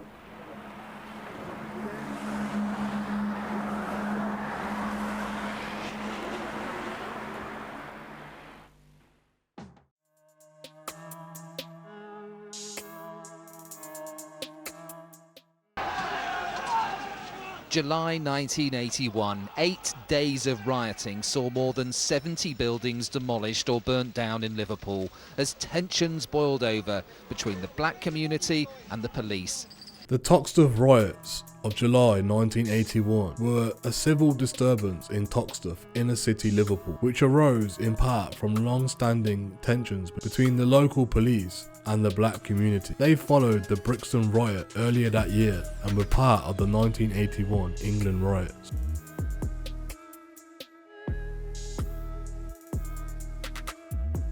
The Merseyside police force had, at the time, a poor reputation within the black community for stopping and searching young black men in the area. Under the Sus Law and the heavy-handed arrest of Leroy Alphonse Copper. Now nearly a year, and really it's the first time I've really shown my work in an exhibition format really. I did one show and tell at the Tate in 2007, so some of the work was on show there. This has been my first proper established exhibition. Back in the day, one of my first art pieces was I went around and painted the street signs in Toxteth as a way of basically making a statement about identity, community. I was using paint as a weapon in the fight and the struggle to raise people's consciousness. This is the culmination of 20 odd years worth of applying myself to paper and canvas and board. This is the work that I feel proud of, that I feel good enough to show and say, yeah, I am an artist and not everybody from Toxteth is a thug or a hooligan. This piece is called Faulty Towers, spelled F-A-U-L-T-Y. It's a representation of the 9/11 incident. This is my way of showing my respect to those people whose lives were lost in this incident. Faulty Towers. When I got to school, art was never a subject that I particularly was drawn to. In my kind of like teenage formative years, I had a friend, Andrew John, who was an artist. One day, Andrew invited me to go to his college where he was doing an art course. And while I was there, I kind of got onto the photography department and felt that photography was something that I could actually do. Obviously, the politics, social politics, rail politics, and just community politics have all formed my outlook towards life. I think that's expressed in my art. So they're not just pretty pictures with pretty colours and pretty shapes. There often is a message and a deeper subliminal context and content to the work. This picture's called All About the Glamour, and it points a finger at those shallow and vain people who would sell their souls to designer labels, would bow down to superficial celebrity status, would invest money in plastic surgery and think that money is more important than love, people and than life itself. As I say, who the designer cap fits, let them wear it. One of the things I would like to do is eventually establish some sort of art gallery stroke workshop place within our community, because still 30 years later we still haven't got our own gallery. It's 30 years since the riot, and if anyone had told me, Leroy, don't go out tonight because this will happen and it'll lead to this, that and the other, then the likelihood is that I would never have gone out. But I did go out, and the rest, as they say, is history. But that was a spark by accident. There was an atmosphere and my energy provided a spark, but at the moment I think there's an energy of creativity and talent in Liverpool where there's loads of talented, unrecognised people in Liverpool, and I think that my artwork and what I'm about could be a spark to a massive artistic and cultural evolution and revolution in Liverpool. Friday the 3rd of July near Granby Street, watched by an angry crowd. led to a disturbance in which 3 policemen were injured. The existing tensions between police and people had already been noted by local magistrate, councillor and chair of Merseyside Police Committee, Margaret Symey, who was frequently critical of the hardline tactics used by then Chief Constable Kenneth Oxford. She said of the rioters, they would be apathetic fools if they didn't protest, although she was unprepared for the personal criticism that followed. With the economy in recession, unemployment in Britain was at a 50-year high in 1981, with Merseyside being one of the worst hit regions for unemployment, with Toxteth being one of the worst hit districts in the city of Liverpool.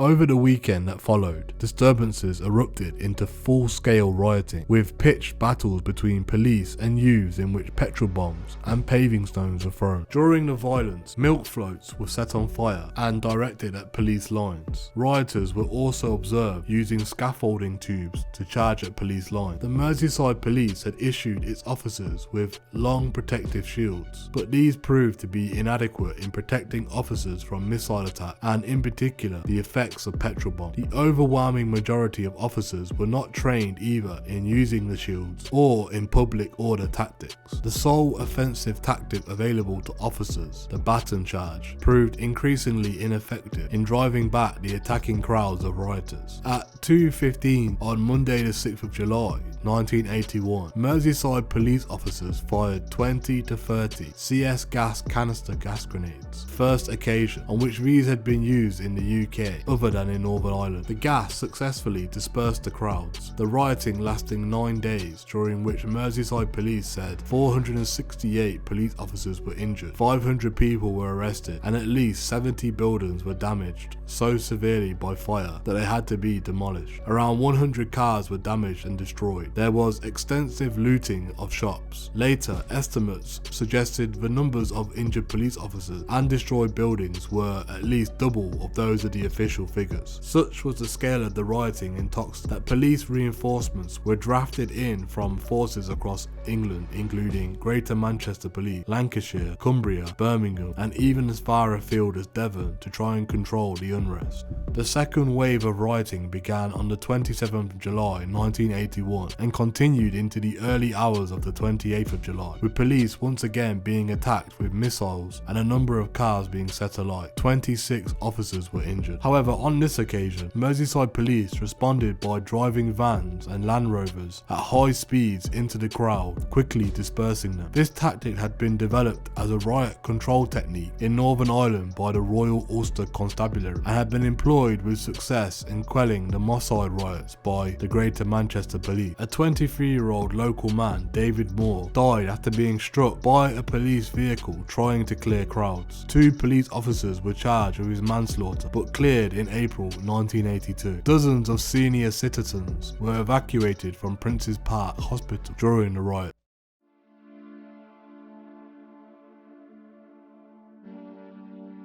The subsequent Scarman report, although primarily directed at the Brixton Riot of 1981, recognised that riots did represent result of social problems such as poverty and deprivation. The government responded by sending Michael Heseltine as Minister for Merseyside to set up the Merseyside Task Force and launch a series of initiatives, including the Liverpool International Garden Festival and the Merseyside Basin Campaign. Government papers from 1981, made public for the first time today, show that Margaret Thatcher's government considered allowing a so-called managed decline of Liverpool in the wake of the Toxteth riots. The documents show the then Chancellor Geoffrey Howe suggesting that regenerating Merseyside would be like trying to make water flow uphill. Today, Lord Howe said he didn't recall that discussion. Danny Savage joins us in Liverpool tonight. Danny. Well, Sian, back in 1981, Margaret Thatcher was the Prime Minister, and over the 30 years since, the skyline of Liverpool has changed a lot, particularly here in the city centre, where there's been a lot of development. But according to government documents released today, some of that development may never have taken place. July 1981, 8 days of rioting saw more than 70 buildings demolished or burnt down in Liverpool as tensions boiled over between the black community and the police. Now it's been revealed that the Prime Minister at the time was advised that funding regeneration of riot-hit communities was a waste of money. Blocks off the road and we're having a confrontation with the police. About 150 youth. It's a revelation which is of little surprise to many who live in the area and remember the trouble. It reflects a southern attitude to this city, but also you've got to remember at this period in time the Tory government was having to deal with militancy and the dock strikes, you know. So in their eyes, they were on a losing ground no matter what they did in Liverpool. And not only that, they couldn't get votes in Liverpool anyway, so to them, there was nothing to lose. Government papers just released say the then Chancellor, Sir Geoffrey Howe, said, "I cannot help feeling that the option of managed decline is one which we should not forget altogether. We must not expend all our limited resources in trying to make water flow uphill." But today the Chancellor at the time said economically abandoning Liverpool was never seriously considered. I wasn't in any sense advocating managed decline.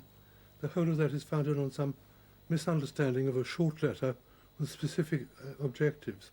I was very cautiously warning that we shouldn't therefore deprive other areas of resources that might go to Liverpool. And following the riots, the Conservative leader did visit Liverpool and support regeneration. And the efforts were championed by Michael Heseltine, who became known as the Minister for Merseyside. I think we should be judged not by all the correspondence and all the arguments and all the classic sort of responses you get from the Treasury. The judgment should be about, did we do the right thing?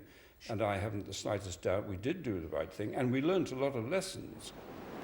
And modern-day Liverpool has received substantial investment, especially in the city centre. But what today's cabinet documents do reveal is that financially abandoning a British city over a period of time was discussed at the highest level. Now, of course, there are probably plenty of things discussed at cabinet level that don't come to fruition, but the idea of not investing in a city like Liverpool after the riots has certainly struck a nerve here. Sian. Danny, thanks very much. Danny Savage in Liverpool. This year is the 40th anniversary of the Liverpool 8 uprisings, and Writing on the Wall and Anthony Walker Foundation have been out talking to activists from that period and community members, and we've been talking about lessons and legacies of those events in 1981. Growing up in this area was quite all right. Until you went outside the area, you were subjected there to be beaten up. That's when it stopped being nice around there. I love this area. There, you know, where I was born. There, I was only born in the next street. The down here was like we used to get the trams and things and go to the park, and things used to be all right. But it's when I got a bit older, I started seeing things that I never seen when I was a kid. The uprising happened, and the reason we needed a defence committee was that over many years, and Alan's already said, that over many years Granby and Liverpool 8 was actually cordoned off by boundary. So if you were black, you couldn't go into town to the Dole without having to be chased by groups of white men. You couldn't go out of the boundaries without the police wanting to know why you were there and being stopped and searched. You couldn't even go onto Dingle or Park Road. And even in Liverpool 1, for the black people who lived there, we couldn't go onto Park Lane. So the whole thing was about defence all the time, but people are individually defending themselves. This was a massive uprising where people got together and said, we've had enough. And it was not about, people said, oh, they're against police. We were never against police. We were against bad police. We were against being battered. We were against being abused. These were young black men and women standing up to white men in uniform. And that was effectively what we were defending against. There's lots of synergies internationally with America and the civil rights movement and South Africa and the apartheid regime. and Liverpool 8 in particular being quite oppressed and having really bad socio-economic conditions such as poor housing, postcode blacklisting, financial poverty where people couldn't get credit, you couldn't get a job if you lived in Liverpool 8. You know, the housing conditions were really dire and employment opportunities were absolutely nil if you came from this postal code area. And I think this community has shown its resilience in rallying together to address some of those challenges. So we've seen initiatives around access to law and education and some real improvements. We had a law centre on this very avenue that supported our community members, not only to address some of the problems they were facing with the police and other issues, because I think it's really important to understand the relationship with the police, which was really, really negative at that time, you know, and I think the 1981 uprisings really highlighted the institutional structural racism, not only within the force but right across the city. One of the most significant legacies that came out of the 1981 uprisings was the development of community-led organisations, and that came about as a result of taking ownership of the political and intellectual base of Liverpool 8. Otherwise it couldn't have happened. The establishment was never involved in many respects in relation to the development of those organisations. Something like 25 organisations came out of that, including initiatives like Toxteth Community Radio, Black Links, Liverpool Black Media Group, Charles Wotton ITech, Steve Biko Housing Association, Mary Seacole House, Liverpool Black Sisters, a whole raft of organisations came out of that, and they were there for a generation and they impacted in the most significant way possible. After the 81 uprisings, black women in Liverpool 8 organised for themselves because it was the first time that we could actually say that we weren't part of any structure within Liverpool. Our first campaign was around women accessing sexual health advice and assistance. In that, a black woman was raped and telephoned the Rape Crisis Care Line for advice and assistance, and was asked what the colour of her perpetrator was, and because he was black, the person at the other end of the phone said to her, "Oh well, what do you expect?" So from that we rolled on to other things. We took over Liverpool Rape Crisis Service at that time, and we got training for black women to actually be telephone counsellors. Even prior to the uprisings in 81, there was great initiatives going on within the community. I remember leaving school in 1980, going to the Rioting and joining a dance troupe from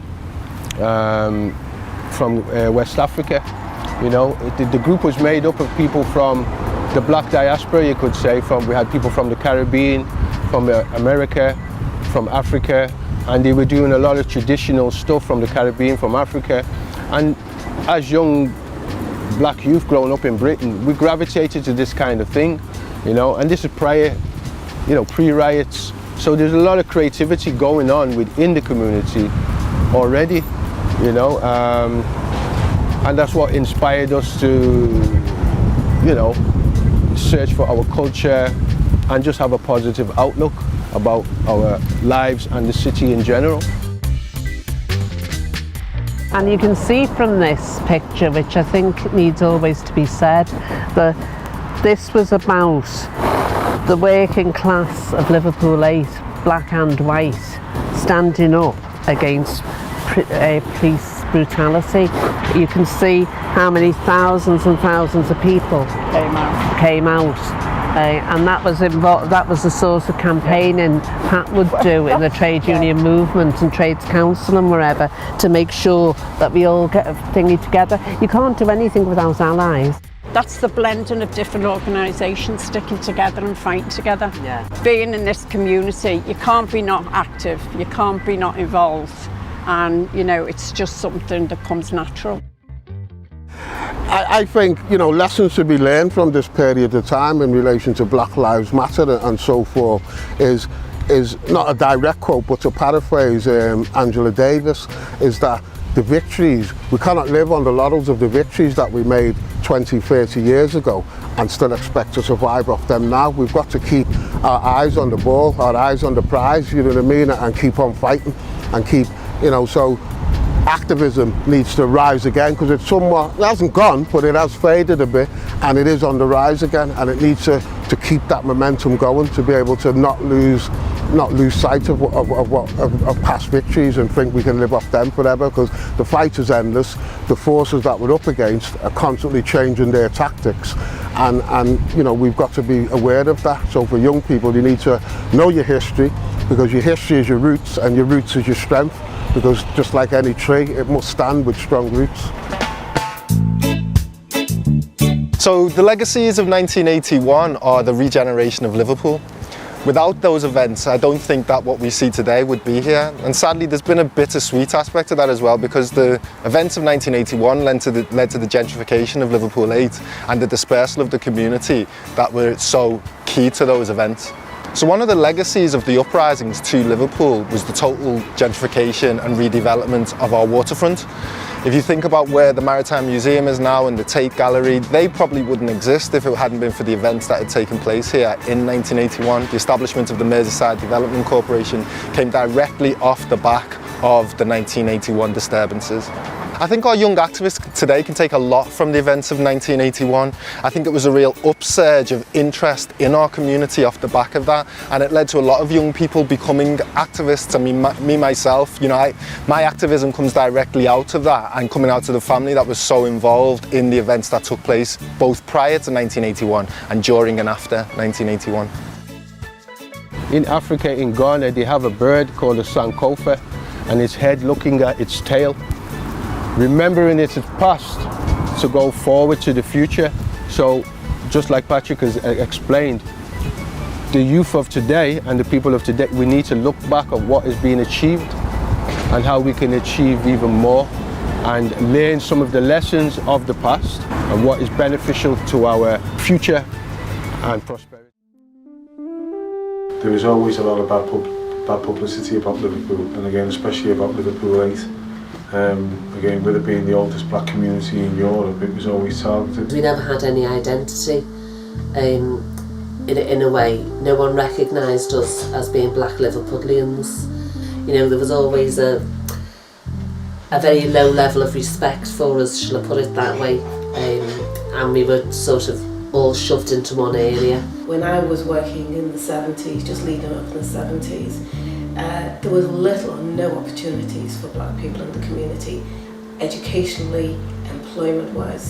So we were suffering generationally of lack of opportunity, and so you can only take so much.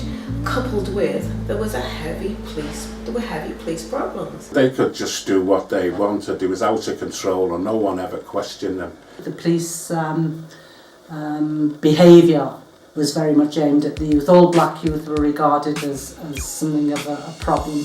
I was working at the Methodist at the time, and we were involved on a regular basis with issues. And I was chair of the Community Relations Council, so I used to meet with the police. We used to meet with the police to raise concerns. We would say about the issues in relation to the police action on the street, stopping young people, fitting them up, and you know, and we said there's going to be problems. You knew something was in the air, but you didn't know what was in the air, if you get what I'm saying. You know what I mean? You know, there was little sporadic breakouts of little arguments with police and things like that, but I don't think anyone realised what was about to happen, to tell you the truth. There was a family in Liverpool who were constantly being harassed. I think everybody knows that was the Cooper family. There was a man named Lester Cooper, and he had 4 sons, and on a ritually regular basis, you know, these guys would be walking the streets and they'd be constantly picked up. They'd be identified as belonging to the Cooper clan, and they'd be constantly picked up and put on false charges. My dad suffered a lot of harassment in our teenage years as a result of our behaviour, but equally how the police then took his approach to complaining against him and taking the numbers and just always being ready to document the the harassment. Even the father himself ended up being harassed when he was making complaints that he felt his family were being harassed. And basically the incident that led to the riots kicking off was one early evening when one of the brothers was stopped on a motorbike by police, and he was being questioned, and one thing led to another, and they were trying to arrest him. And it was happening outside the community centre as well, where there was quite a few black people in attendance. I think it was Wally Brown who came out. He was working at that particular community centre, and he came out at the time, and he tried to pacify things, but things just got out of hand. One of the lads, Chris Brown, said to me, "Wally, come down, there's problems down the back of the ground." So I went down there was 4 or 5 police vans. There's police everywhere, and they had this guy, I'm not going to mention no name at this stage, but it's well known who it is, but they had him in the van. And so people started milling and shouting and beginning to sort of throw some little bricks at the police. And in this situation, the guy got away. And there was an arrest made, ironically, I think it was the other brother who was arrested, and not the brother who was on the motorbike.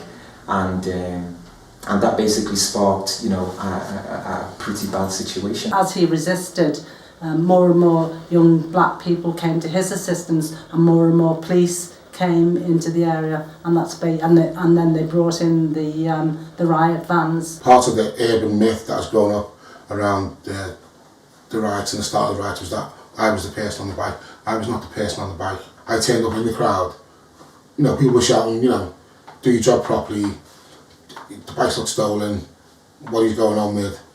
And at some point, they'd already taken the rider into the van, and somebody, again, it wasn't me, opened the van door, and the rider jumped out and disappeared into the crowd. And as the police kind of made a move towards trying to grab hold of him, that was the moment where the crowd and the police kind of physically met, and by the end of it, 3 or 4 policemen were injured. I was being held on the floor, and suddenly in the background I heard sirens, people disappeared. The next thing I know, I'm in the van and I'm being taken off to the local police station. I remember arriving, about 10 or 20 of us, going into Parliament Street, and it was only fairly minor then. It was only just a few bricks getting thrown. We came back to the office to warn the staff that we needed to be out there because the lads were getting agitated and the police were all coming in vans, and it was starting to look like as though the area was being closed off. It was clear that things weren't settled down on a Friday. Things were wrong. Things were there was action on the streets. I went to the Inital Street police station to see the commander there to discuss what's going on, what we're going to do, because the police had these vans on the streets, which they didn't need to have on the streets. So what we were saying to them was that the police need to get these vans off the street. So while we were talking to the commander, the chief constable came in, Kenneth Oxford. Now, he must have been to a dinner somewhere because he had a dinner jacket on and he was all dressed up. And he comes in the room and he says to the officer, "What's the problem?" Now, it turns out that because there were so many police, the reason was, and this is what he said, this is what the guy who was to Oxford, he said, "It's the same problem, Chief." He said, there's been an reaction to the call out. So what happened? There'd been a call that there was somebody on a motorbike.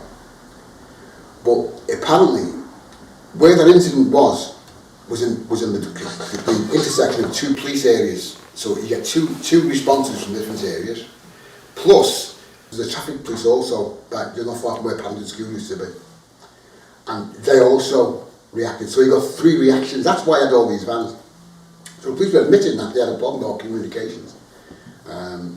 And what we then said to them, look, you need to get the vans off the street, because if you get the vans off the street, kids will go home, that'll be the end of it. If you leave the vans on the street, you'll be in trouble. A few friends of mine, and I'd heard about various people getting arrested and beaten by the police, so we'd come from a youth centre, which was the Methodist centre, and the next thing, a police van pulled up, and police jumped out all masked up. Imagine then the way he was dressed. It was frightening. It was like a futuristic, with helmets and these long batons, and they just started whacking out on us. I got hit on the head.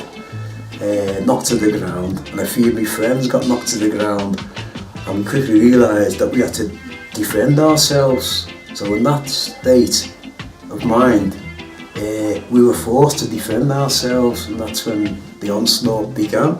I was watching the evening news, and suddenly they announced that there were riots in Toxteth, Liverpool. I then saw images coming onto my TV screen. That's when it starkly became real, and I couldn't quite understand what was actually happening. I kind of remember seeing the same day the fringes of little things happen. It sort of spread like wildfire throughout the community, and people just basically snapped. I can see bright, like a bright glow lighting the Parliament Street above the rooftops. And I was a bit confused. It was clearly a fire, but I couldn't hear fire engines. But as I was moving closer and closer, I could hear voices getting louder and louder, and clearly there was a melee of some sort. There was some kind of trouble going on. And so I bypassed the friends once into the housing estate, and on the edge of the housing estate, separated from Parliament Street, there's an earth banking. And as I got closer and I started to mount the earth banking, I could just see the full drama of like a frontline situation. I couldn't take in what was going on, and the first reaction was, I'm not too sure this should be going on. I thought this was like really heavy, this was our community.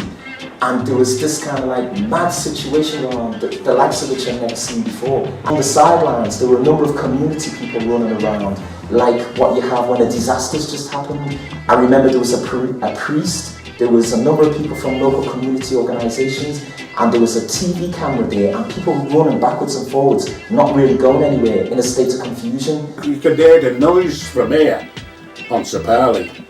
And that's why I said, I better get down there and see what's happening, you know what I mean? And well, fucking right on, you know what I mean? When the people who were rioting got tired, maybe 2, 3 in the morning, went home. That's when the police started to do something, because now people are going home, no one's throwing any more bricks. The police now are trying to arrest people. And they arrest anybody who get their hands on it. It doesn't matter who, because a lot of people are watching, more people were watching than actually were throwing bricks. The next day we found that people were in police stations all over Merseyside. People who I knew, mild young women, being charged with rioting. So it was nonsense. So that made people more angry for the second night. It first broke out by the Caribbean Centre, on the corner by the Caribbean Centre with Parliament Street and Mulgrave Street. And at the time, there was some workmen had been doing some work in the area, so there was like a mobile. I always remember people milling around, messing around, and they set this on fire. They set this mobile on fire. I remember saying, listen, you better go, because the police are going to be here, and they're going to be picking people up. When the police come, you couldn't do anything, because when they come, people by then started attacking the police, and then they started barricading the junction, stopping cars, hijacking cars, turning them over. Loads of police, and they're giving it all a monkey chance and that. But I don't see them moving anyway, you know what I mean? See the kids lashing them with bricks, you know what I mean, and whatever they could get. And they was backing up, and then some of them just threw the shields and got off, you know what I mean? These are the brave policemen, aren't they? Get paid danger money. You've got to imagine if you've got a milk float on fire going at the police at 30 miles an hour and going right into them. It's a pretty horrific scene. And besides the bricks, the bottles, the hatred, the atmosphere, it was a violent situation, put it this way. He did not want to be getting caught by the police during that time. There's people who were driving up from town, didn't know what was happening.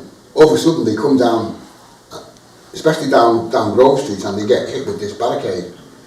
So people would quickly turn around and get out of the way, frightened, He was contained within where the actual fighting took place, which was the St Nathaniel Estate and Upper Parliament Street. He was contained in the zone, a riot zone, and he had no way to move. So most people are trying to battle to get out of the situation, not battle to stay there.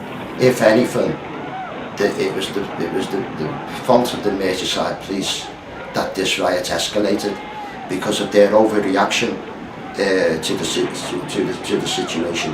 That they actually then came with shields and armed up. So obviously you respond accordingly to that. I would say probably 80% of the people there, they had so much anger and it needed to be released. I mean, is the best to release it on the enemy as opposed to each other?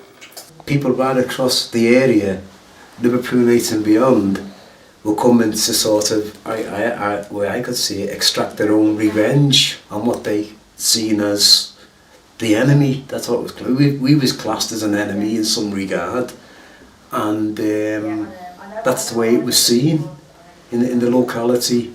Back then, it really was a matter of life and death. The idea that there was supposed to be a legal process going on, to kind of like restrain, a fired up community and restore, peace and calm again, was like ridiculous. It was really like a war situation. At one point, there was a road digger which was being used to go into to break the front line and literally just strike and harm as many police officers as possible.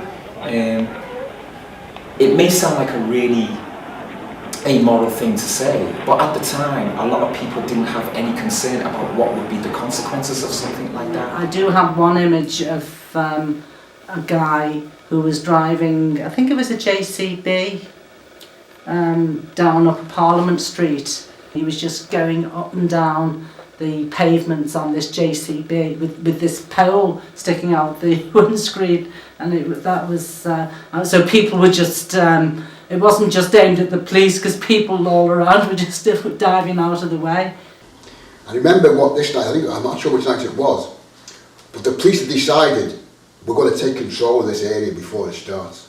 So what they did, the police evacuated all of Parliament Street. They cleared it. Remember, nobody's out at this stage. People just go out to business, there's nobody rioting. This is early, say 5 o'clock, 6 o'clock on the night. So they cleared the area, and they set up barricades by the Charles Butler Centre. The police set themselves up with human barricades at the Charles Butler Centre, by the Rioting, by the intersections of Mulgrave and Groveley, so people couldn't get into those areas, right? So that's how that was that. So we were in the Charles Butler, and the police were outside us. They were set there, 3 or 4 deep, stopping people getting down. But of course, nobody's out at that stage. What about when people started rioting, started coming out, when it started getting dark now, people come out. Of course, they started throwing the bricks and things. The police that were started at the Charles Butler Centre were pushed right back to past the Rioting. They was worried at them time about the racket club and still fighting them by the Charles Butler, you know what I mean? And so when the rioters started to move, that's when they started, and they panicked, and they just wanted you not to go near that racket club. The front line was pushed right back down Parliament Street very far and right up very far up Parliament Street. I decided to go down with the Caribbean side, and a lot of guys ended up going up towards Lodge Lane, and subsequently what happened from that was that Lodge Lane was razed to the ground and looted. I stayed with the Caribbean Centre half, and as we went down, basically what happened as we headed down Parliament Street, we were making ground continually throughout the night, and in the process the 5 Rackets Club was set ablaze and looted. We got down as far as Catherine Street and Princess Road, and the bank and the Rioting was set on fire exactly the same time. I didn't exactly see the start of the fire that brought the Rioting to the ground, because I was too busy hanging around still outside of the 5 Rackets Club. Well, I think they were deliberately targeted, and they were deliberately targeted because they were held in absolute contempt by the local community. I mean, the history of the Rioting going back to the 1930s and 40s, they used to operate a colour bar, and local black people couldn't use it, which is how Stanley House came into being, and that was set up for black people to have a community centre. And then more recently, in recent years, when Swainbank took the Rioting over as a second-hand furniture warehouse, there was no evidence of black people working there, even though they were located within the heart of the community. The Rackets Club stood for really everything that the community abhorred, upper class people coming in to use the facilities of the community but giving nothing back.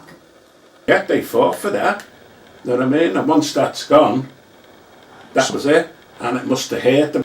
And then you bypassed the hospital what we so-called trying to burn down, which wasn't true, and then the riot also. And like Dave says, that they fought there at the riot also, because they thought the riots was going into town. There was no intention of going into town. If they wanted to go into town, they'd have well gone, you know what I mean? And they said the reason why we had to fight so hard to stop them going into town, no intention of going into town, because you knew if you got into town, you never got out. Everybody knows about the time when the home that had the old people in it was being emptied out. There was kind of like, there was kind of like a bit of calm restored to allow the elderly people to be brought out of the home. It was the only time during the riots that we had a peace. Police front line moved right back, and so there was quite a gap between sort of like where the youths were and where the police were. And at that moment, I just saw a bright line come across the sky, and something landed on the corner of Catherine Street. I wandered over towards it, and as I was moving towards it, I didn't get a chance to get right on top of it so I could make out the details of what it was. But it was some sort of canister. It just kind of like made a small poof, but a lot of smoke started coming from it. And at that point, I realised it was a smoke bomb. Suddenly the smoke caught me. And within a flash, my eyelids just started turning inside out, or that's how it felt, and my nose was just like running everywhere. There was tears streaming everywhere. And I remember the burning feeling, the burning sensation of like bleach getting in your eyes or your nose or something. We could smell it even though we lived in Englefield, because we lived directly behind Rioting, and you could smell it in the air. I remember, I won't say what his name, but he's predominant young youth mentor, but really good man now in the area. I remember him running in our block, and we had a set of railings, which is the power station, so as you run in, you had to go that way or that way, and he'd run right into the railings, because you couldn't see where he was. He had gas in his eyes, you know what I mean, and smashed his head in on the railings. We had to pick him and drag him into the house. It's a matter of record that the police were firing CS canisters directly into the bodies of rioting youths. I saw somebody with the back blown out and somebody with the inside of their leg here blown out, and there were actually 13 people shot with the canisters. I think the official figure was much less than that, but I know there were 13 because we dealt with them. If people don't understand these things, the thing to be made clear about using canisters like that was that they were supposed to be fired on solid ground or a solid wall so that they'd explode and let off the smoke, which was supposed to disperse the crowd. But these things were being used like rubber bullets. We got in touch with somebody in the Daily Mirror, and they told us that never on the mainland in Britain, except in Northern Ireland, during the Troubles, had these types of CS gas canisters ever been fired. When finally they get out the next day, especially where we live, because we live behind Rioting, as soon as you come out, you had the delicatessen and all the shops at the front, they were all gone, they were destroyed. The bank on the corner, the NatWest Bank, that's right by where we lived now, that was gone. That was there, but it was a shell. The aftermath of it, the place really looked bad. I mean, there was no shops, there was only one or two shops. You had maybe one or two little corner shops that were left, even some of the corner shops, our little corner shops, destroyed. Normally when you've seen like the Toxteth riots portrayed in the media, it's usually kind of like reported as like a single incident that happened over a number of days. But in actual fact, the riot itself was split into two separated events. I remember that the first half of the riot was over 3 days in early July, and then there were a number of weeks, I think it was about 2 or 3 weeks, during which time Margaret Thatcher and William Whitelaw came to the city. And then towards the end of the month, when I was arrested during the riots, that was the most damaging part. A lot of the youth were arrested, a lot of the youth were in Risley, a lot of the youth were going through the courts. So we had a meeting in Stanley House, and hence the Defence Committee was formed. It just came from the people themselves. Well, we need to get these people out of jail, we need to get solicitors who are our friendly solicitors, who can we go to for assistance. We didn't have any chairperson, we didn't have a treasurer, there was no actual structure, because everybody was a member of the defence committee. The place where people gathered was in the Charles Wheaton Centre. You know, they were letting us use their phones. It was a big ask on, you know, an organisation, and they let us use their basement. I was asked to come in and trying to give some support to keeping the Charles Wheaton organisation going. The Allied Defence were in there. The Defence Committee started to find out exactly who had been arrested, where they were, liaised with the parents, even went down and had a demonstration outside the Risley Remand Centre. If you knew someone was arrested, you'd ring us and say, look, such a body's been arrested, I don't know what court they're in. And we'd go and sit in the court all day. We had court spotters, and anyone could volunteer to be that. And all you did, you went in the court, took the name down, saw what they were thinking, if they were remanded, where they went to, what the next date in court was, who their solicitor was. And we did that to follow things up. During the situation, it's not happening in a cocoon, it's not happening in a vacuum. There's if you look at the press at the time, there's all kinds of press statements about these savages, and all the press is going on about how bad people are. And we had our own press people team to actually try and rebalance that. There was clearly you know, a lot of discussion going on during the interim about, you know, what had been coming out of the riots, and some people, including myself, weren't happy about what had been going on, and subsequently the riots flared up again, more violently and definitely more organised. It became more organised in the sense of people were able to clearly see what the police tactics were. So it became organised in that sense. It was disorganised in another sense, because while somebody maybe was breaking into the tyre place in Upper Parliament Street to get tyres, somebody was on a JCB in Grove Street, and somebody was at Hanson's Dairies. So it wasn't coordinated in the strictest sense, but it was organised, if you could say disorganised organisation. I went through a number of experiences. I was arrested. I think it was the 27th or the 28th of July. And that was quite a violent affair. Everybody knew that to be arrested was not the done thing. You got the beating of your life. And I got that, I suffered that. I could barely walk after my beating.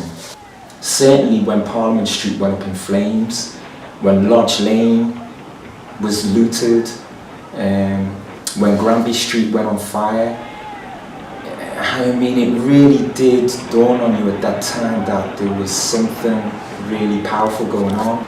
The vivid image of seeing kind of like flames going high up into the sky in your own community, and the idea that, you know, we did this ourselves was a pretty powerful one.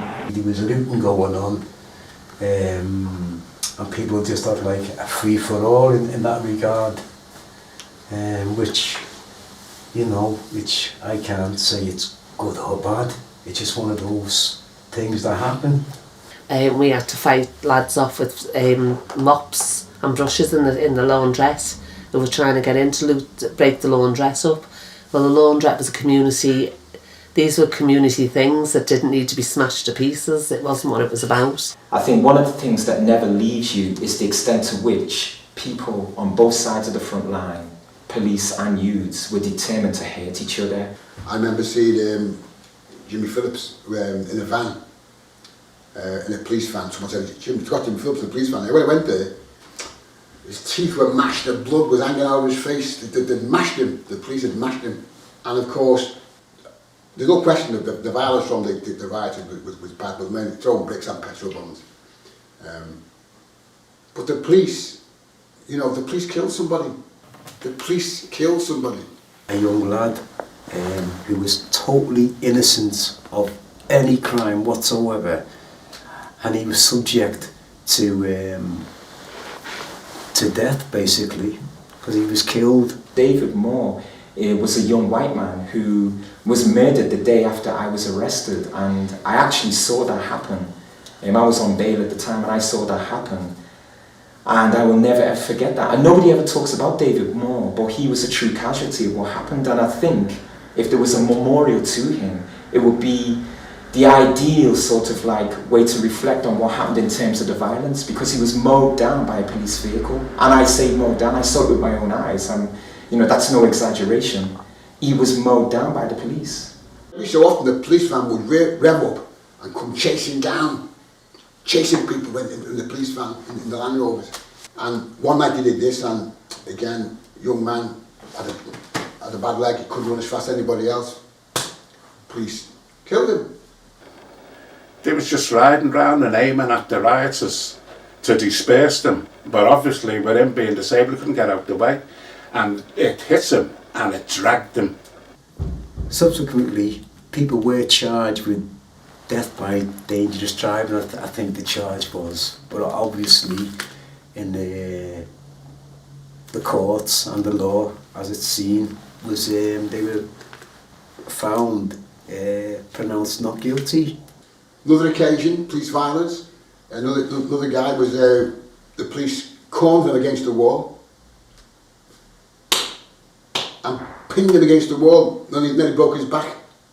If you treat somebody like a human being, then they won't riot. If you give them the same opportunities as the white man next to them or the white woman next to them, then you don't feel that you are being oppressed in any way. So of course riots can be avoided because you treat people equally. You treat them for who they are, what they are, the gifts, talents, knowledge that they have. You do not oppress them. As the riots finished, of course, the government then started to get involved. And Margaret Thatcher came to Liverpool. We saw her at the town hall. We were told the situation, but she wouldn't have it. She wouldn't listen. She just was saying, people can't riot. You can't do that. The council had tried to get Thatcher down for months and months and months. So it goes to show the seriousness of what happened. She made it very clear that she wasn't going to do anything. She did actually then send up, created what was called the Minister for Merseyside, Michael Heseltine, and his secretary, a guy called Sorensen, actually spent several months in Liverpool. He thought that if you improve the physical environment, everything else would improve. He didn't address the essential issue, was still the relationship between the black youth in particular, because of the likes of the SUS laws and later the SAS laws and the police. Recently we lost Father Austin Smith, and at the time Michael Heseltine was drafted into Liverpool from Margaret Thatcher's government to actually see the state of play, because they'd stripped out a lot of resources to cities like Liverpool. And Michael Heseltine said to a meeting, you won't get anywhere rioting, or no one will support, will look at you if you're rioting or come near you if you're rioting. And what Austin said to him, well, you're here. So obviously it did force them out of London to come to Liverpool. People ask me about the riot, I always say to them that I don't really know what the riot was about because I wasn't there. I didn't feel that anger or that rage when there's 1,000 people standing beside you and there's 1,000 policemen on the other side, and I didn't actually experience that. For those people who did experience that, I can only presume it must have felt like one of these medieval war situations, like Romans versus barbarians, and the police were all there with the shields and people throwing whatever they're throwing, but it must have been an intense experience. I think it just made me realise that you have to stand up against things that are wrong no matter what, and it gave me great admiration for my own community and my own, who I am as a Liverpool born black, because it took great courage. What it did do is it put Liverpool 8 on the map in regards to people knew then now that, well, we can't mess with them because they are going to stand up for themselves and they are prepared to go to those lengths to defend themselves. Amongst my friends, there was a certain sense of, we've shown them, and a certain sense of empowerment, which was obviously for us a good thing after years and years of being oppressed. But now with hindsight, I think I can say that basically we smashed our own home up. And if you were to be at home and you saw your neighbours suddenly freak out and smash their own home up, you know that there was definitely something wrong in the home. My foster mum, who I lived with at the time, her saying, you know, she's an older woman, do you know what I mean? Look what yous have done. You know, she was like, you know, a big old woman. She just looked at it as it was disgraceful behaviour, you know what I mean? You know, people carried on like animals. Well, maybe we did, you know what I mean? As, you know. But I could understand it from her generation, looking at it, you know, look, you haven't done no good for yourselves. What have you end up doing? Destroying your own area. And she was completely right, you know. I mean, a lot of the elders were saying it at the time, do you know what I mean? And a lot of us younger ones couldn't see it. But of course you don't, do you? In rage, in anger. These are the things that happen. We took back power. We marched, and I think one of the marches against Ken Oxford, who was the chief constable at the time, and we would say one of the most racist police officers I've come across. What we galvanised was not just the black community, but people from all over the city marched against the oppression of the police with us. And so it actually started to reawake what was actually happening in our communities. So you had trade unionists, etc., marching with us. So politically, it woke us up to actually say we don't have to put up with this. We do not have to stand for this police brutality, this police harassment. We will do something about it. This is a poem that I'd written many years ago after the riots, and it just says a few things, and make of it what you will. But here goes. It's called Fury Across the Mersey. This is the place where the riot had been. This is the area where the media screened. This is the place the council decreed CPOs and housing schemes. Yet this is the place proud cultures deem. This is the place the riot had been. This was the place of the garden theme and placing Toxteth with the riot shields. And we were angry, young in our teens, the final showdown up at Parliament Street. So they called up the bishop and invited the Queen. The Pope and the Prime Minister all viewed the scene. Tarzan was invited, strawberries and cream. Then the fat cats and dignitaries all bowed to their scheme. Meanwhile in Toxteth they landscaped in trees. Monkey business and employment promises, that's all it's been. Action Zone 8, where the riots had been. Thank you.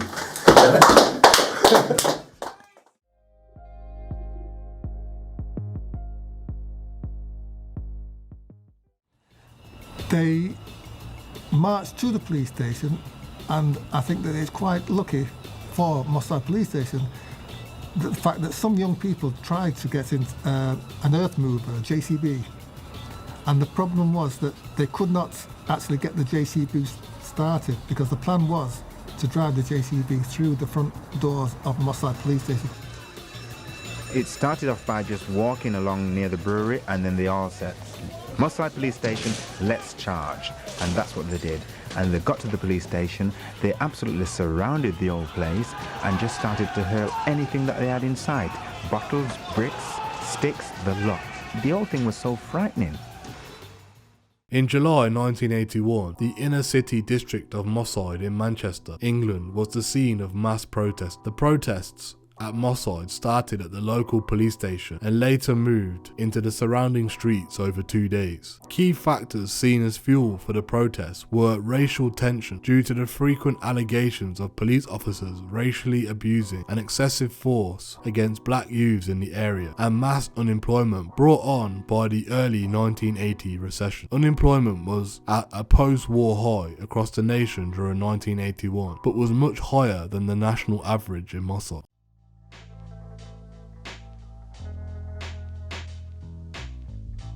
On the 8th of July 1981, a crowd of more than 1,000 youths besieged the police station at Moss Side, Manchester. All windows in the buildings were broken. 12 police vehicles were set on fire. Police reinforcements, equipped with riot shields and protective crash helmets, were deployed around the station. A second attempt was made by the crowds to attack the police station, and during this, a policeman was shot with a crossbow bolt through his leg.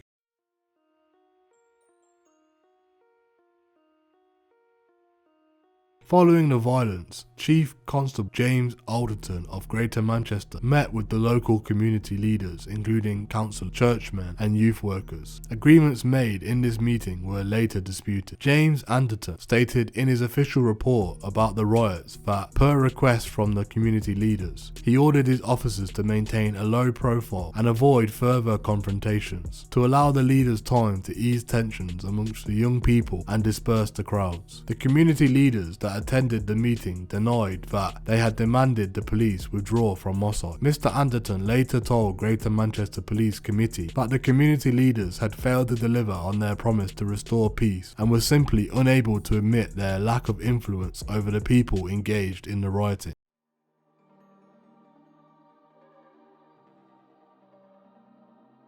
The low-profile approach of Greater Manchester Police and the efforts of the community leaders failed to stop the protest, which lasted for some 48 hours over 2 nights, with much burning and looting of shops all the way down Princess Road, Claremont Road and surrounding areas of Rusholme. The Moss Side protests ended on the night of 11th of July, when Mr. Alderton ordered his officers to advance and clear the streets of protests in a massive show of force. James Alderton had used the previous 2 days to build up enough officers trained and equipped in public order tactics. A mobile task force of 560 officers in 50 transit vans and Land Rovers had been assembled in local police stations around the areas of the protest. As part of the planned dispersal operation, Mr. Alderton authorised the use of vehicle-based rapid dispersal tactics, previously only used by the Royal Ulster Constabulary (RUC) and the British Army in Northern Ireland. These tactics involved vehicles containing snatch squads driven at high speeds into groups of protesters, with officers then leaping out to make arrests. Over 2 hours, 150 people were arrested, with no police injuries reported. Afterwards, the Moss Side section of Princess Road, a main road south from Manchester Centre, was closed for several days, while adjacent buildings and gas mains damaged in the riots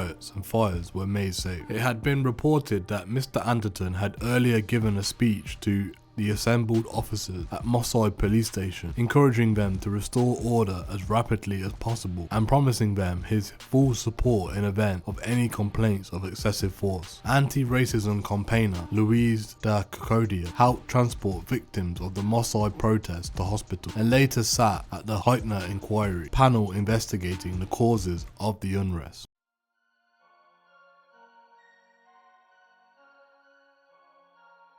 The police response to the riot resulted in a new low in confidence in the police in the local area. The absence of police during the looting on Princess Road, followed by large-scale police responses afterwards, which resulted in the assault and arrest of innocent people, including a local reggae band, drew criticism. Among others, a local community organiser looking to help the injured was stopped and verbally abused by the police. County Councillor and Vice Chair of Police Gabriel Cox described the events as the death of the community. After the riots, there were allegations from local residents, community leaders and lawyers that groups of police officers in vans had been observed cruising the streets of Moss Side during the riots, racially abusing and using indiscriminate violence against any young people seen on the streets. Interviewed in a 1992 BBC documentary on his career following his retirement as Chief Constable of Greater Manchester, James Alderton described his strategy during the Moss Side riots. When trouble arises and violence occurs on the streets, you hit it fast and hard, and that's what we did that following night. We hit the rioters fast and hard with all the force at our disposal, legitimate and lawful force, and we crushed the riots in Manchester in 24 hours. Outside the affected area, Mr. Alderton's handling of riots received praise from the wider media and politicians as well as the public. The use of snatch squads and vehicles to disperse rioters was unique in British public order policing at the time, and the response of Greater Manchester Police was contrasted favourably with the perceived loss of control and high police casualties during the earlier Toxteth riots. William Whitelaw, the Home Secretary at the time, described the dispersal operation as a conspicuous success. James Alderton's Greater Manchester Police were the only police force in England at the time equipped with protective riot helmets and visors for use by its officers in public situations. operations. This was unlike the Metropolitan Police in Brixton and the Merseyside Police in Toxteth, who sent their officers to face petrol bombs and missile attacks in traditional helmets and tunics. In a 2006 retrospective on the 25th anniversary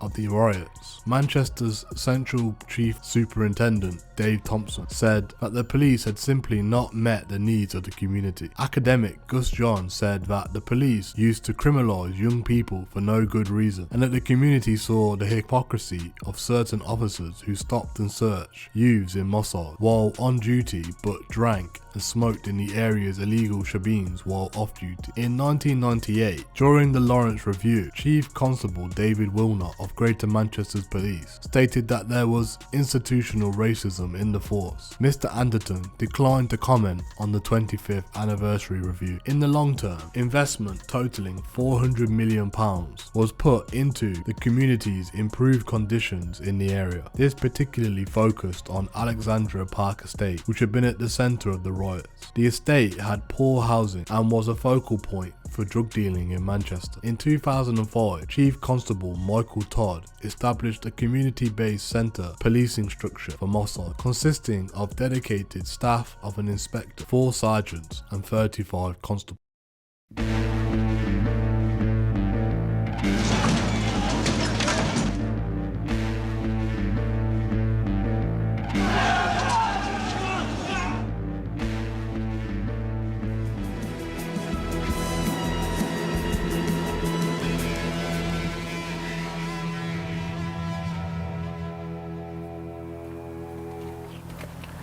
This is not an autopsy, and we don't claim that this is the truth. This is merely a series of our stories, a collection of what's real to us, and of what really happened through our eyes. Follow me to 1981. Enter the premises on the premise of peace. Doors open, welcome to all. Culture elevated over a backdrop of collage lives. Bite into an ethnic mashup. Chippy chip served with jerk chicken and curried goat wrapped in a naan bread. Black grape, Appletons, Alvinos. The sweet smells of home. Welcome to the Moss.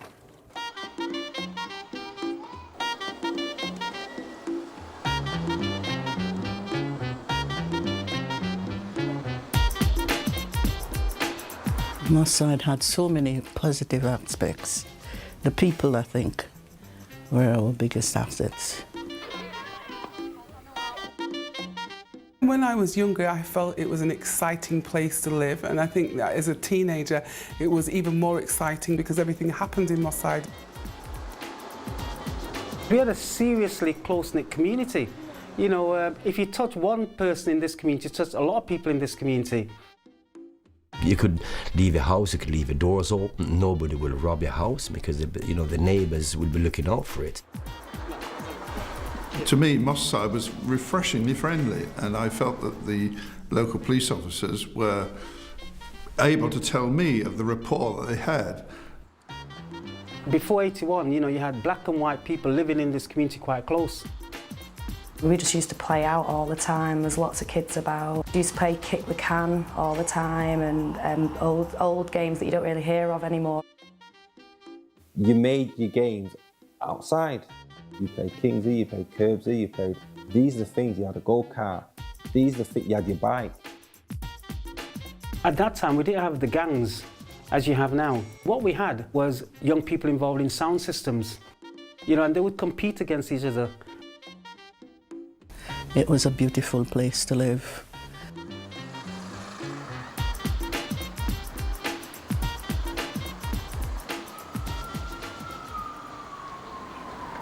The ominous cauldron stew slowly simmers, armed with a volatile undercurrent ready to bubble over.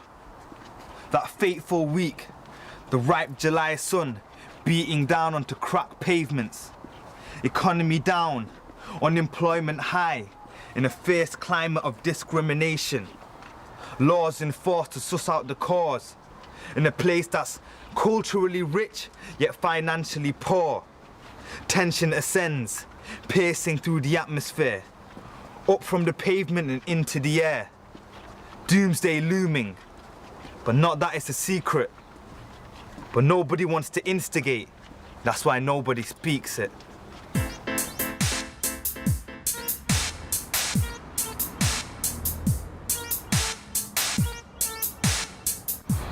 The young people found that they had the twin problems of bad housing and little chance of employment, and so that, allied with their relationships with the local police force, seemed to be a recipe for impending disaster. There was an undercurrent of unhappiness that young black males were feeling because there was high unemployment. People were leaving their secondary schools and not being taken on as apprentices, were not being employed.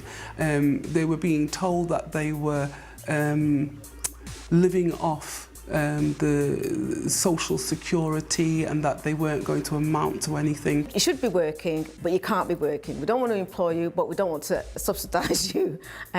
We don't want you in any our buildings, but we don't want you out on the streets. The main thing is that they were saying is that there's too many of the black kids on the street, you know. What are you supposed to do? You know, you come from school 4 o'clock, what are you supposed to do? There's no computers. Computers weren't invented then. You know, there's no internet. You know, you made games and you played games outside, so you either played football, cricket, whatever. The schools themselves had preconceptions about young people, particularly young black boys, in terms of the career choices that they had. They were being encouraged to be sportsmen and women rather than to follow an academic route. There was all of that was going on. 80% of the young people under the young black community under 25 were unemployed at that time. So you've got that cocktail going on, and it's bound to be building up and waiting to erupt.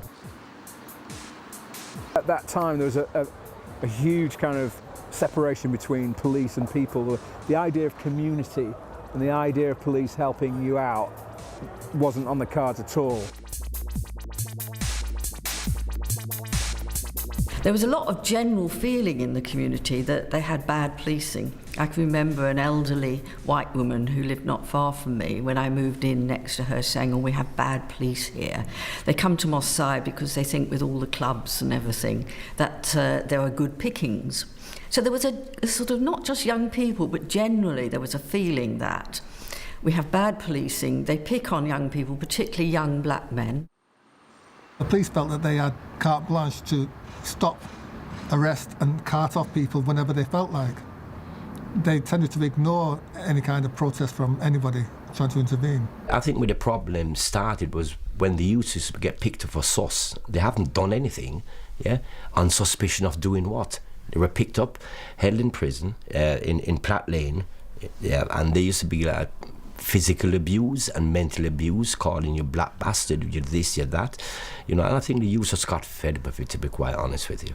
There was this stop and search that was happening to people on such a regular basis, that building up, why are they doing this to me? What have I done wrong? All I'm doing is going out to mix around with my mates, and I'm being stopped and searched, or driving a car down the road, and the presumption is that if you're driving a car as a black person, you can't afford this, and therefore we're going to stop and search you. There's no question about that. It was the sus law that caused it, in terms of, you know, you'll find that there are black officers who will tell you that they themselves had used the sus law because it was the thing to do. We weren't using it as a tool of oppression per se. We were using it as a police power, a necessary police power to stop and detect crime. But the perception was that it was actually used more widely against members of the black community. But it was a power that was used against black, or, you know, people regardless of race, colour, creed or background. It was a fairly easy law to inflict, because you only had to show suspicion in your mind about somebody going to break into a car or whatever it was. And it was also, of course, an unpopular law for people who were being stopped because they didn't like it. And so, in a sense, I think, generally speaking, the police service, and Robin Oak in particular, thought, I'd rather we didn't have this law. So I would discourage its use. The superintendent of Moss Side Police Station, I believe it was Robin Oak, was probably a well-intentioned, strong Christian who I actually believe wanted the best. The problem was that he had no idea what his foot soldiers were doing on the streets. In Moss Side, they had a boss who actually knew what was going on, and I used to go on parade with these lads when the sergeants were putting them out on duty and say, look, this is the latest rumour I've heard, something about what you've been talking about, nigger bashing and so on. I will not stand for it. We knew that the police routinely battered young black people. The Special Patrol Group was notorious, and frankly, I don't care what Robin Oak says about that. He makes the police, all of them, you know, seem as if they were all smelling of roses. That was not the experience of young people in the community. I would completely refute that the riots were actually started, and you know I don't like that word riot, because of anti-police feeling. To try and analyse what caused the riots, it's quite wrong to say the police caused it. It's almost as if that is the focal point, that's the bullseye, that's what started the riots. There's no evidence of that whatever. Mix up oppression with a bit of aggression. Cinnamon, adrenaline, hostility beckons, effervescent dejection. Depressing impressions, the unemployed all rise with dispirited weapons, wielding spirited bottles full of flammable pressure. Testosterone, stamina, fearless aggressors. This is the zone of the war. This is the uprise. Molotov soar as the sticks and foots fly. Cauldron shatters. Turbulent gush glides into the scorching cooker where the mixture erupts high. Then sprinkle clashes, screams on the quiet, and taste our very own recipe for a riot.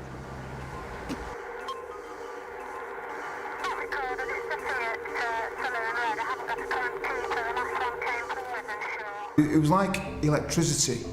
You could sense something was going to happen.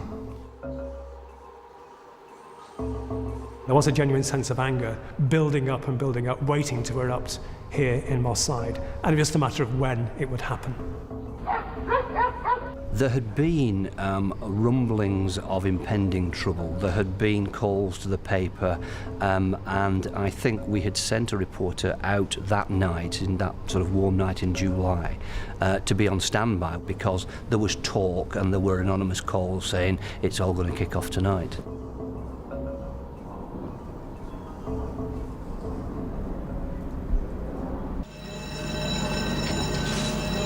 We saw Princess Road very much ablaze with fire engines and so on Princess Road, and police kind of opposite the crowd. And the crowd were out on the grass by Quinny Crescent having a look, really. There were probably 100, 150, maybe 200 young people, black and white, who were massed on the crescents. There were calls to the news desk, I remember, suggesting that there were outside influences being brought to bear, and that's probably because there had been trouble already in Toxteth and elsewhere.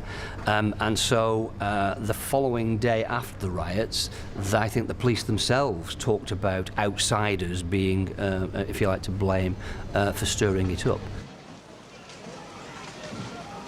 I saw youngsters there who were from Wythenshawe. There was also a report that there were youngsters from Liverpool who came along. I think, you know, it was a day out for a lot of young people. Let's go and, you know, we've done Brixton, we've done, you know, St Paul's, let's try Liverpool and Manchester.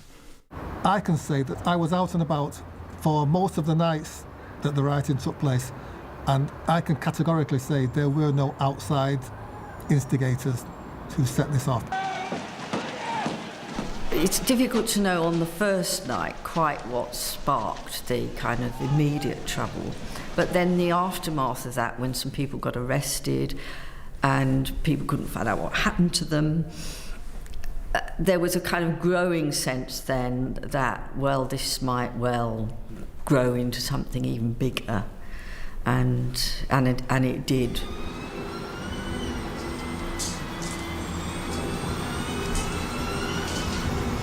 During the day, that's when we heard the rumour that the police station was going to be attacked in the evening.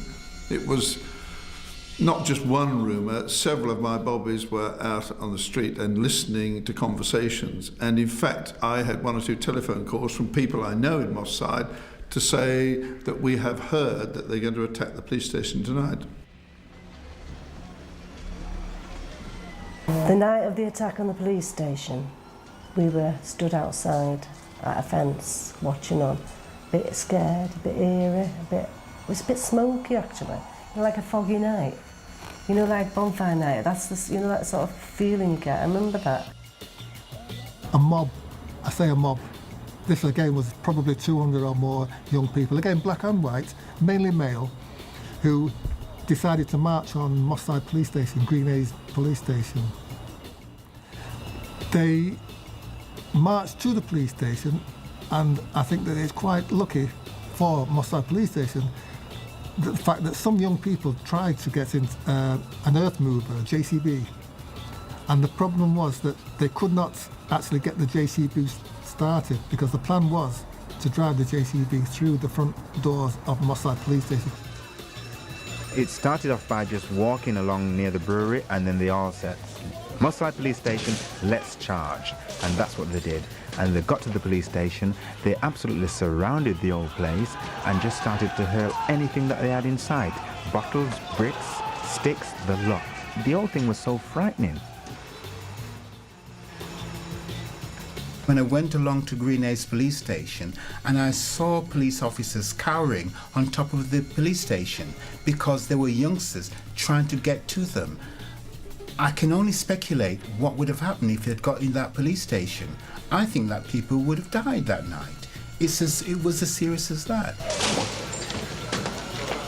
It seemed a mighty long while that we had windows being broken, bricks being thrown through, one or two trying to climb into the police station, who the 10 of us were doing what we could to keep them out. And the cars and the vans in the police station yard were attacked and damaged. It was quite frightening, I have to say that. In a policing term, when an officer requires assistance, it means they're in trouble and they need help quick. And you would normally expect an individual or 2 officers or 3 officers to find themselves in a position where they needed assistance. But to hear that a police station needed assistance was just mind-numbing.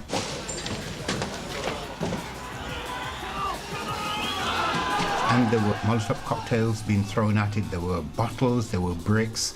But when they found that they couldn't penetrate the police station or indeed break it down, they decided to go back towards Princess Road and finish off what they were doing there. All I knew is that within moments, the crowd, the shouting, the whistling, the booing, and all the hollering that was going on suddenly just died down.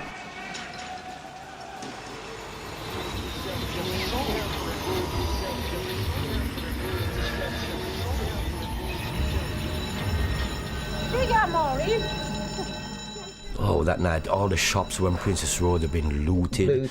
I've seen people running across the grass verge with televisions on the heads and televisions on 2 men, one either end of a settee, running with it on their heads, and they totally emptied the furniture shop, the tobacconists, the men's clothes outfitters, the jewellers on the corner. Everything just got totally emptied that night.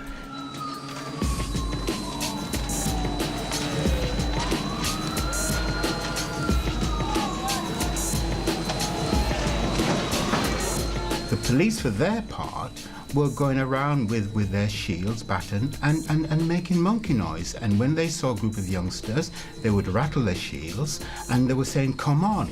The police in the area were obviously spoiling for a fight. They expected trouble, and their behaviour tended to sort of provoke a reaction from the young people. Where police officers were on foot in numbers, they were banging on their shields. Where they were in vans, they would be banging on the side of the vans and to intimidate people. Horns, sirens going, etc. It is intimidating. People running and screaming, people being beaten up. The police in the vans, they were driving up and down Moss Lane East and hitting their clubs at the side of the van, shouting, nigger, nigger, nigger, oi, oi, oi. I've heard the rumours that you've mentioned. I still refute the fact that, certainly in Moss Side, policemen were not doing it.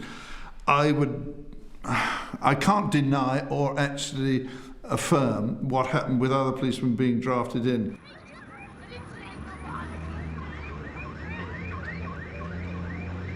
The feeling was that this was an alien occupying army, the way that they were travelling along the roads. And they toured the area like this. And more police came, you know what I mean? So they started to they had the arm gear, you know, they had the riot gear on, you know. So then they looked like they're going to charge, you know. A couple of people pick up things and threw, and we threw, you know, we all joined in and threw back at the police. Lester had gone outside to have a look what was going on, and the dogs was barking.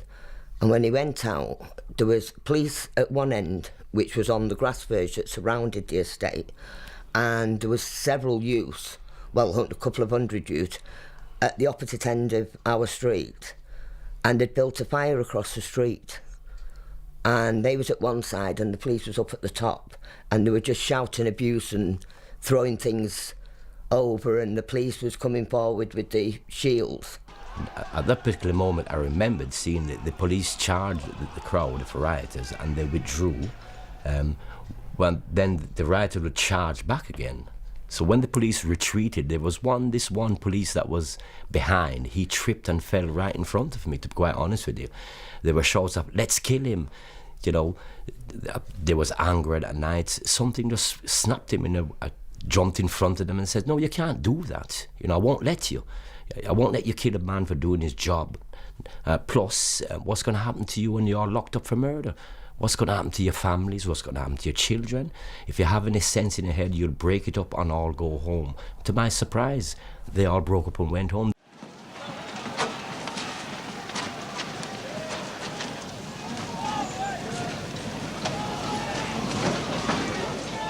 In all the stuff that was going on, Hart Hanley was one of the spokespeople at the time, coming from a youth club, the Hideaway in Moss Side. It was a very respected youth club by the young black lads in particular, and black girls.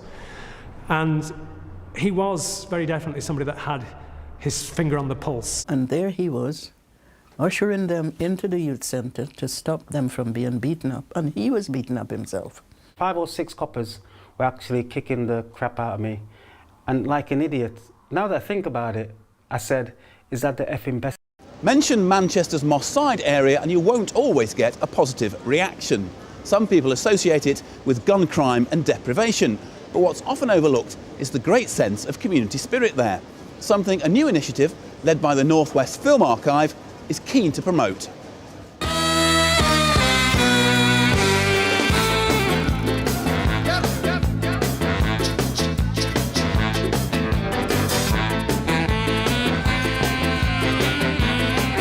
There's a real ethnic mix in Moss Side and Hume.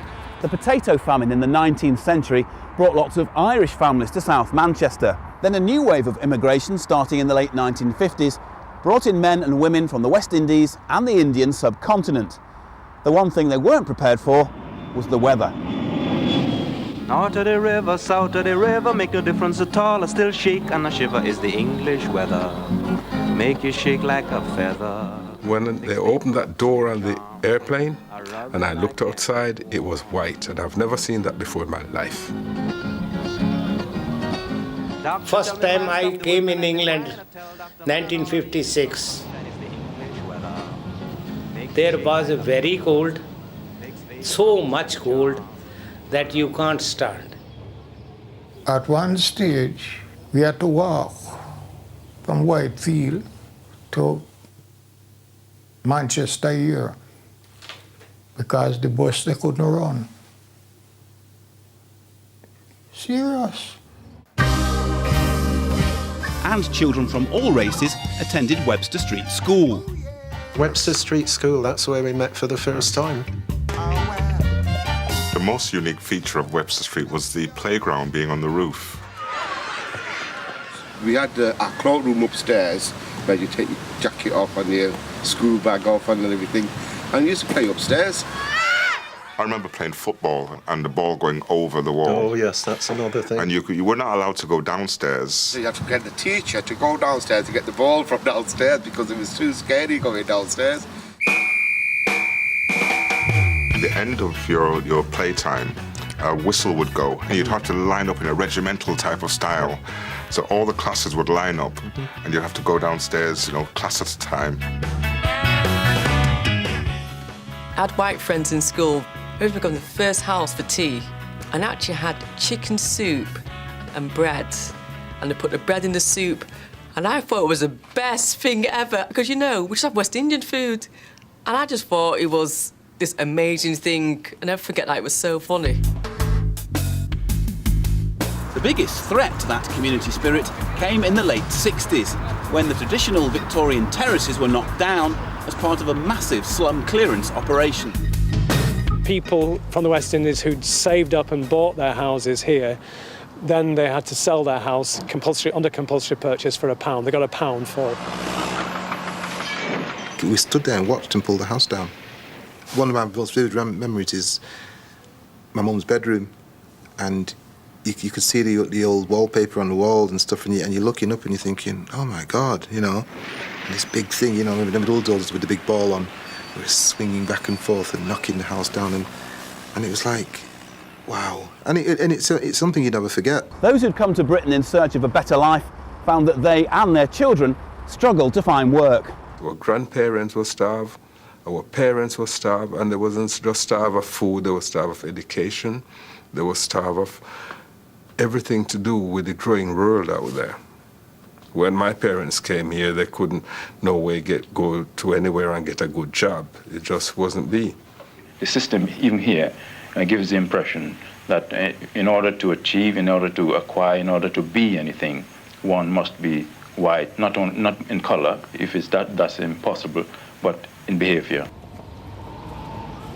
Over 80% of young black men in this community under the age of 25 were unemployed. So they were leaving school just expecting to be unemployed.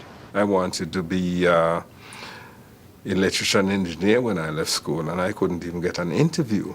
Immediately after the riots, you had this curfew thing on where the police were stopping everybody and sort of stuff. But at the end of the day, once it all quietened down, we just went back out of our business and everything just as if it never happened.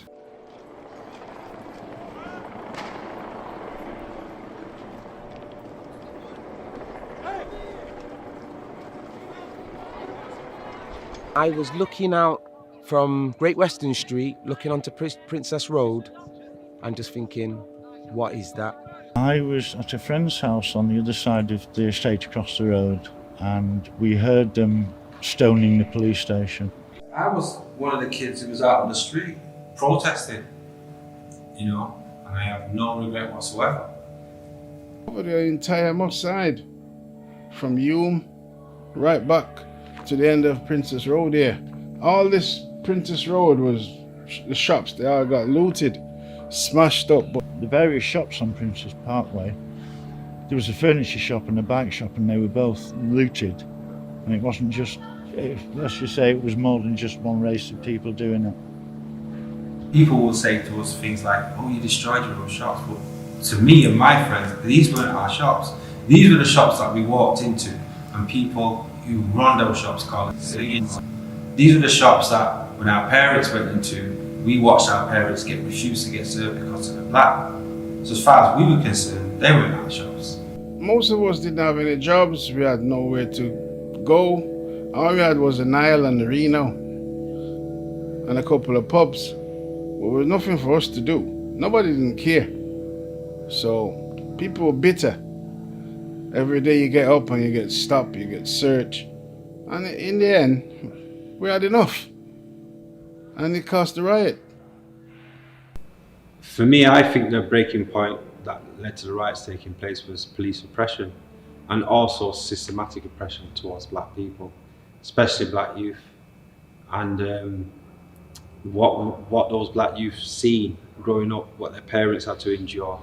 A very lot of really, really bad police attitude. Because I had my fair share of the police. I got battered from them, beat up and misidentified. You know, they said they were looking for somebody else, and they got me, and I got beat up from them. People don't know what it's like to be a 10-year-old boy or 6-year-old boy and seeing your dad being called a nigger by a police officer, and you can't do nothing because you're just like that, holding his hand. Now, many of my friends, we went through this. So as far as we were concerned, we didn't like the police. I don't ever remember a single black policeman around here. Whereas now there are. Well, it was rough, tough. We had police brutality, and we used to get stop and search on the street, regular. The sus laws was the thing that put it over the edge. This is where police could regularly stop you and search you if they suspected that you may, for some reason, be involved in a alleged crime. I remember coming from work, got off the bus. The riot was on Princess Road. Everybody was robbing the jewelry shop and everything, and I just stopped to look. I got arrested by the police. I had nothing to do with it, but yesterday I was searched on the street, and then afterward when they find out that I had nothing to do with it, they let me go. But I still got a kick in for it from them. You got to imagine what it was like then. It was normal to accept that a person's been arrested, they've been badly beaten, or they've ended up really severely injured and being crippled or what have you, and police get away with it. You know, there was no real relationship with law enforcement. I don't think there's been ever a relationship, to tell you the truth. So these things have not been built. And you've got to remember, at the same period as well, you had the National Front, you had all the general street racism that you had to deal with, you had educational racism, and then just to top it off, within your community, you'd be getting abused by police that were just bored. What people have to understand why the police were actually very patriotic to this utopian idea of what England's supposed to be, and then these West Indian kids, these African kids have come here and they've destroyed all that. And to touch back on what Dominic's saying regarding education, you could choose history. And when we was in school, the first place they started when you talked about black history is that we were slaves. I didn't get a proper education because I had to fight in school instead of learning. The teacher didn't teach me that in school. We talk about Africa and mud hut. My teacher talked like that to me in school about mud huts. I told her back in Jamaica we don't have mud huts. And they wouldn't believe me. They show us films about Africans with spear and all that. That's what they were trying to drum into our head. It was rough in school.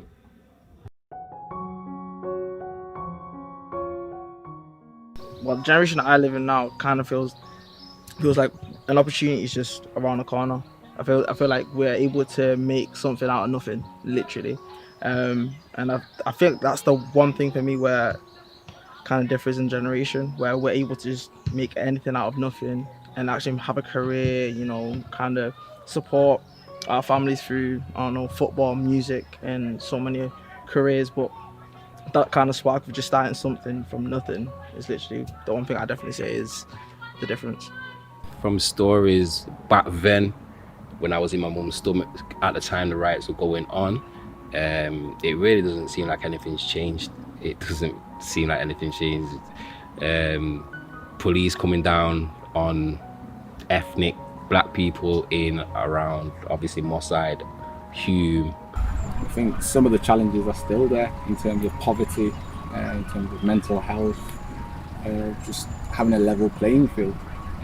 Nothing's changed over the generations. Facilities are probably improved, infrastructure is improved in some aspects on the outskirts, but in the core and in the heart of the community, it's still rotten to the core, I think.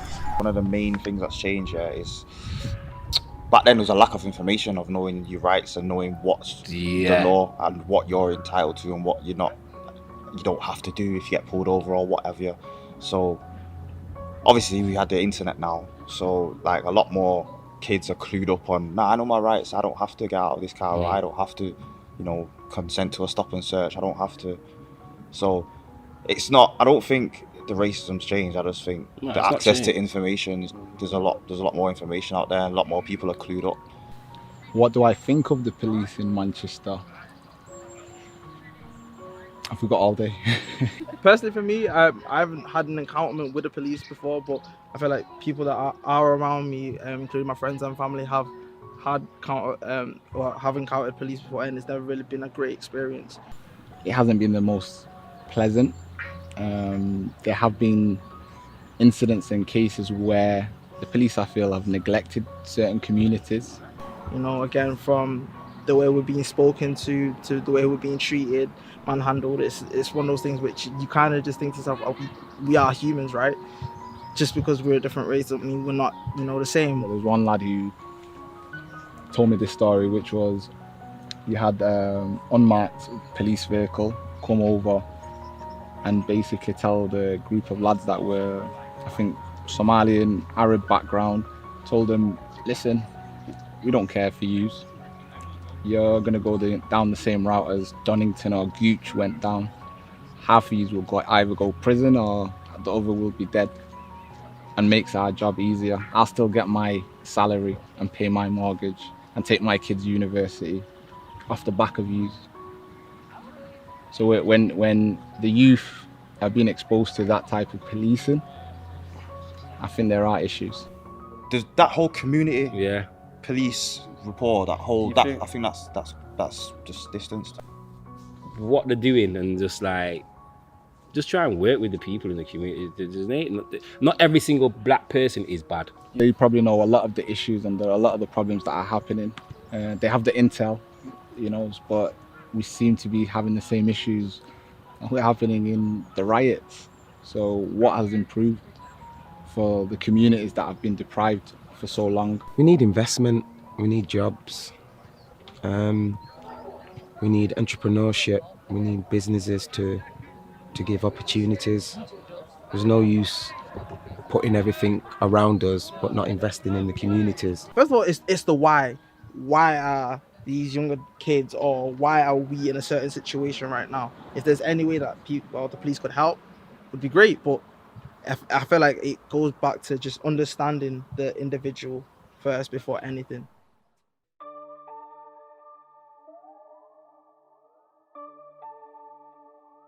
There was also rioting in a number of other English cities and towns in 1981, although most of these riots were less serious and attracted less media attention than the highly publicised rioting in areas like Brixton and Toxteth. Rioting also occurred in Dingle, Liverpool and Cantrell Farm district of Liverpool, although neither of these riots were as serious as the Toxteth riots. Brixton was not the only part of London to be affected by rioting. Disturbances in the districts of Southall and Battersea resulted in fire stations being targeted by rioters and ultimately evacuated for the safety of staff. There was also rioting in Bradford, Halifax, Blackburn, Preston, Birkenhead, Ellesmere Port, Chester, Stoke, Shrewsbury, Wolverhampton, Birmingham, High Wycombe, Southampton, Newcastle upon Tyne, Knaresborough, Leeds, Hull, Huddersfield, Sheffield, Stockport, Nottingham, Derby, Leicester, Luton, Maidstone, Aldershot and Portsmouth. Several of these areas were already known for racial tensions and many of them had high levels of unemployment.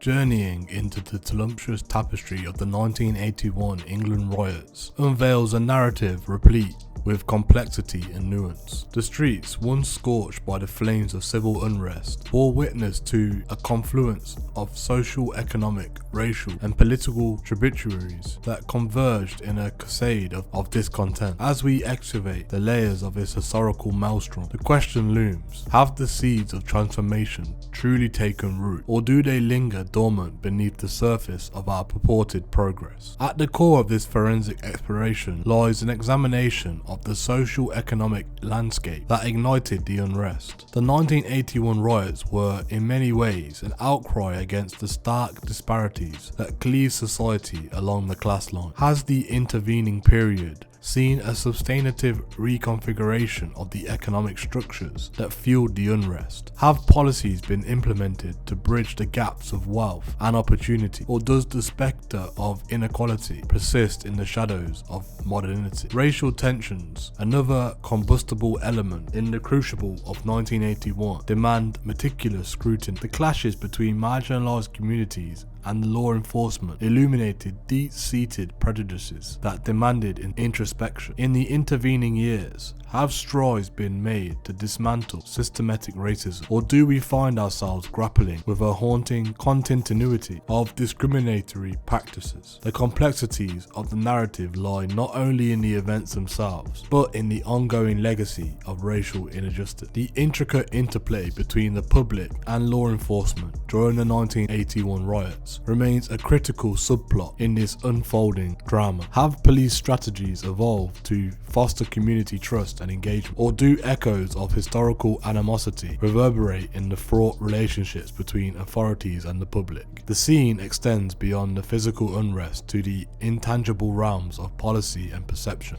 As we embark on this in-depth investigation, your insights become integral to the narrative. Do you perceive the 1981 riots as a catalyst for substantive change, or do you sense a disconcerting continuity in the challenges faced by marginalised communities? Scrutinise the evidence presented by the intervening decades, policy reforms, social attitudes, and lived experiences. Are we witnessing a narrative of transformation, or is the plotline haunted by unresolved conflicts? In the grand theatre of social progress, the complexities lie not in just the events of 1981, but in our collective response to them. Your discerning gaze is now invited to illuminate the shadows of history. Are we the architects of change, or are we unwitting accomplices in a tale that remains tragically unfinished? The chronicles of 1981 beckon for your reflection, inviting you to navigate the labyrinth of corridors of our shared history and chart the trajectory of social evolution.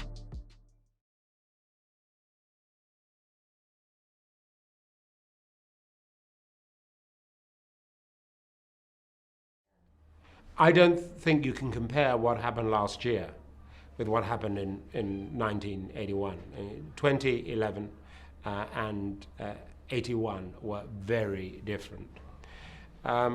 Because at the end of the day, 1981 was an uprising.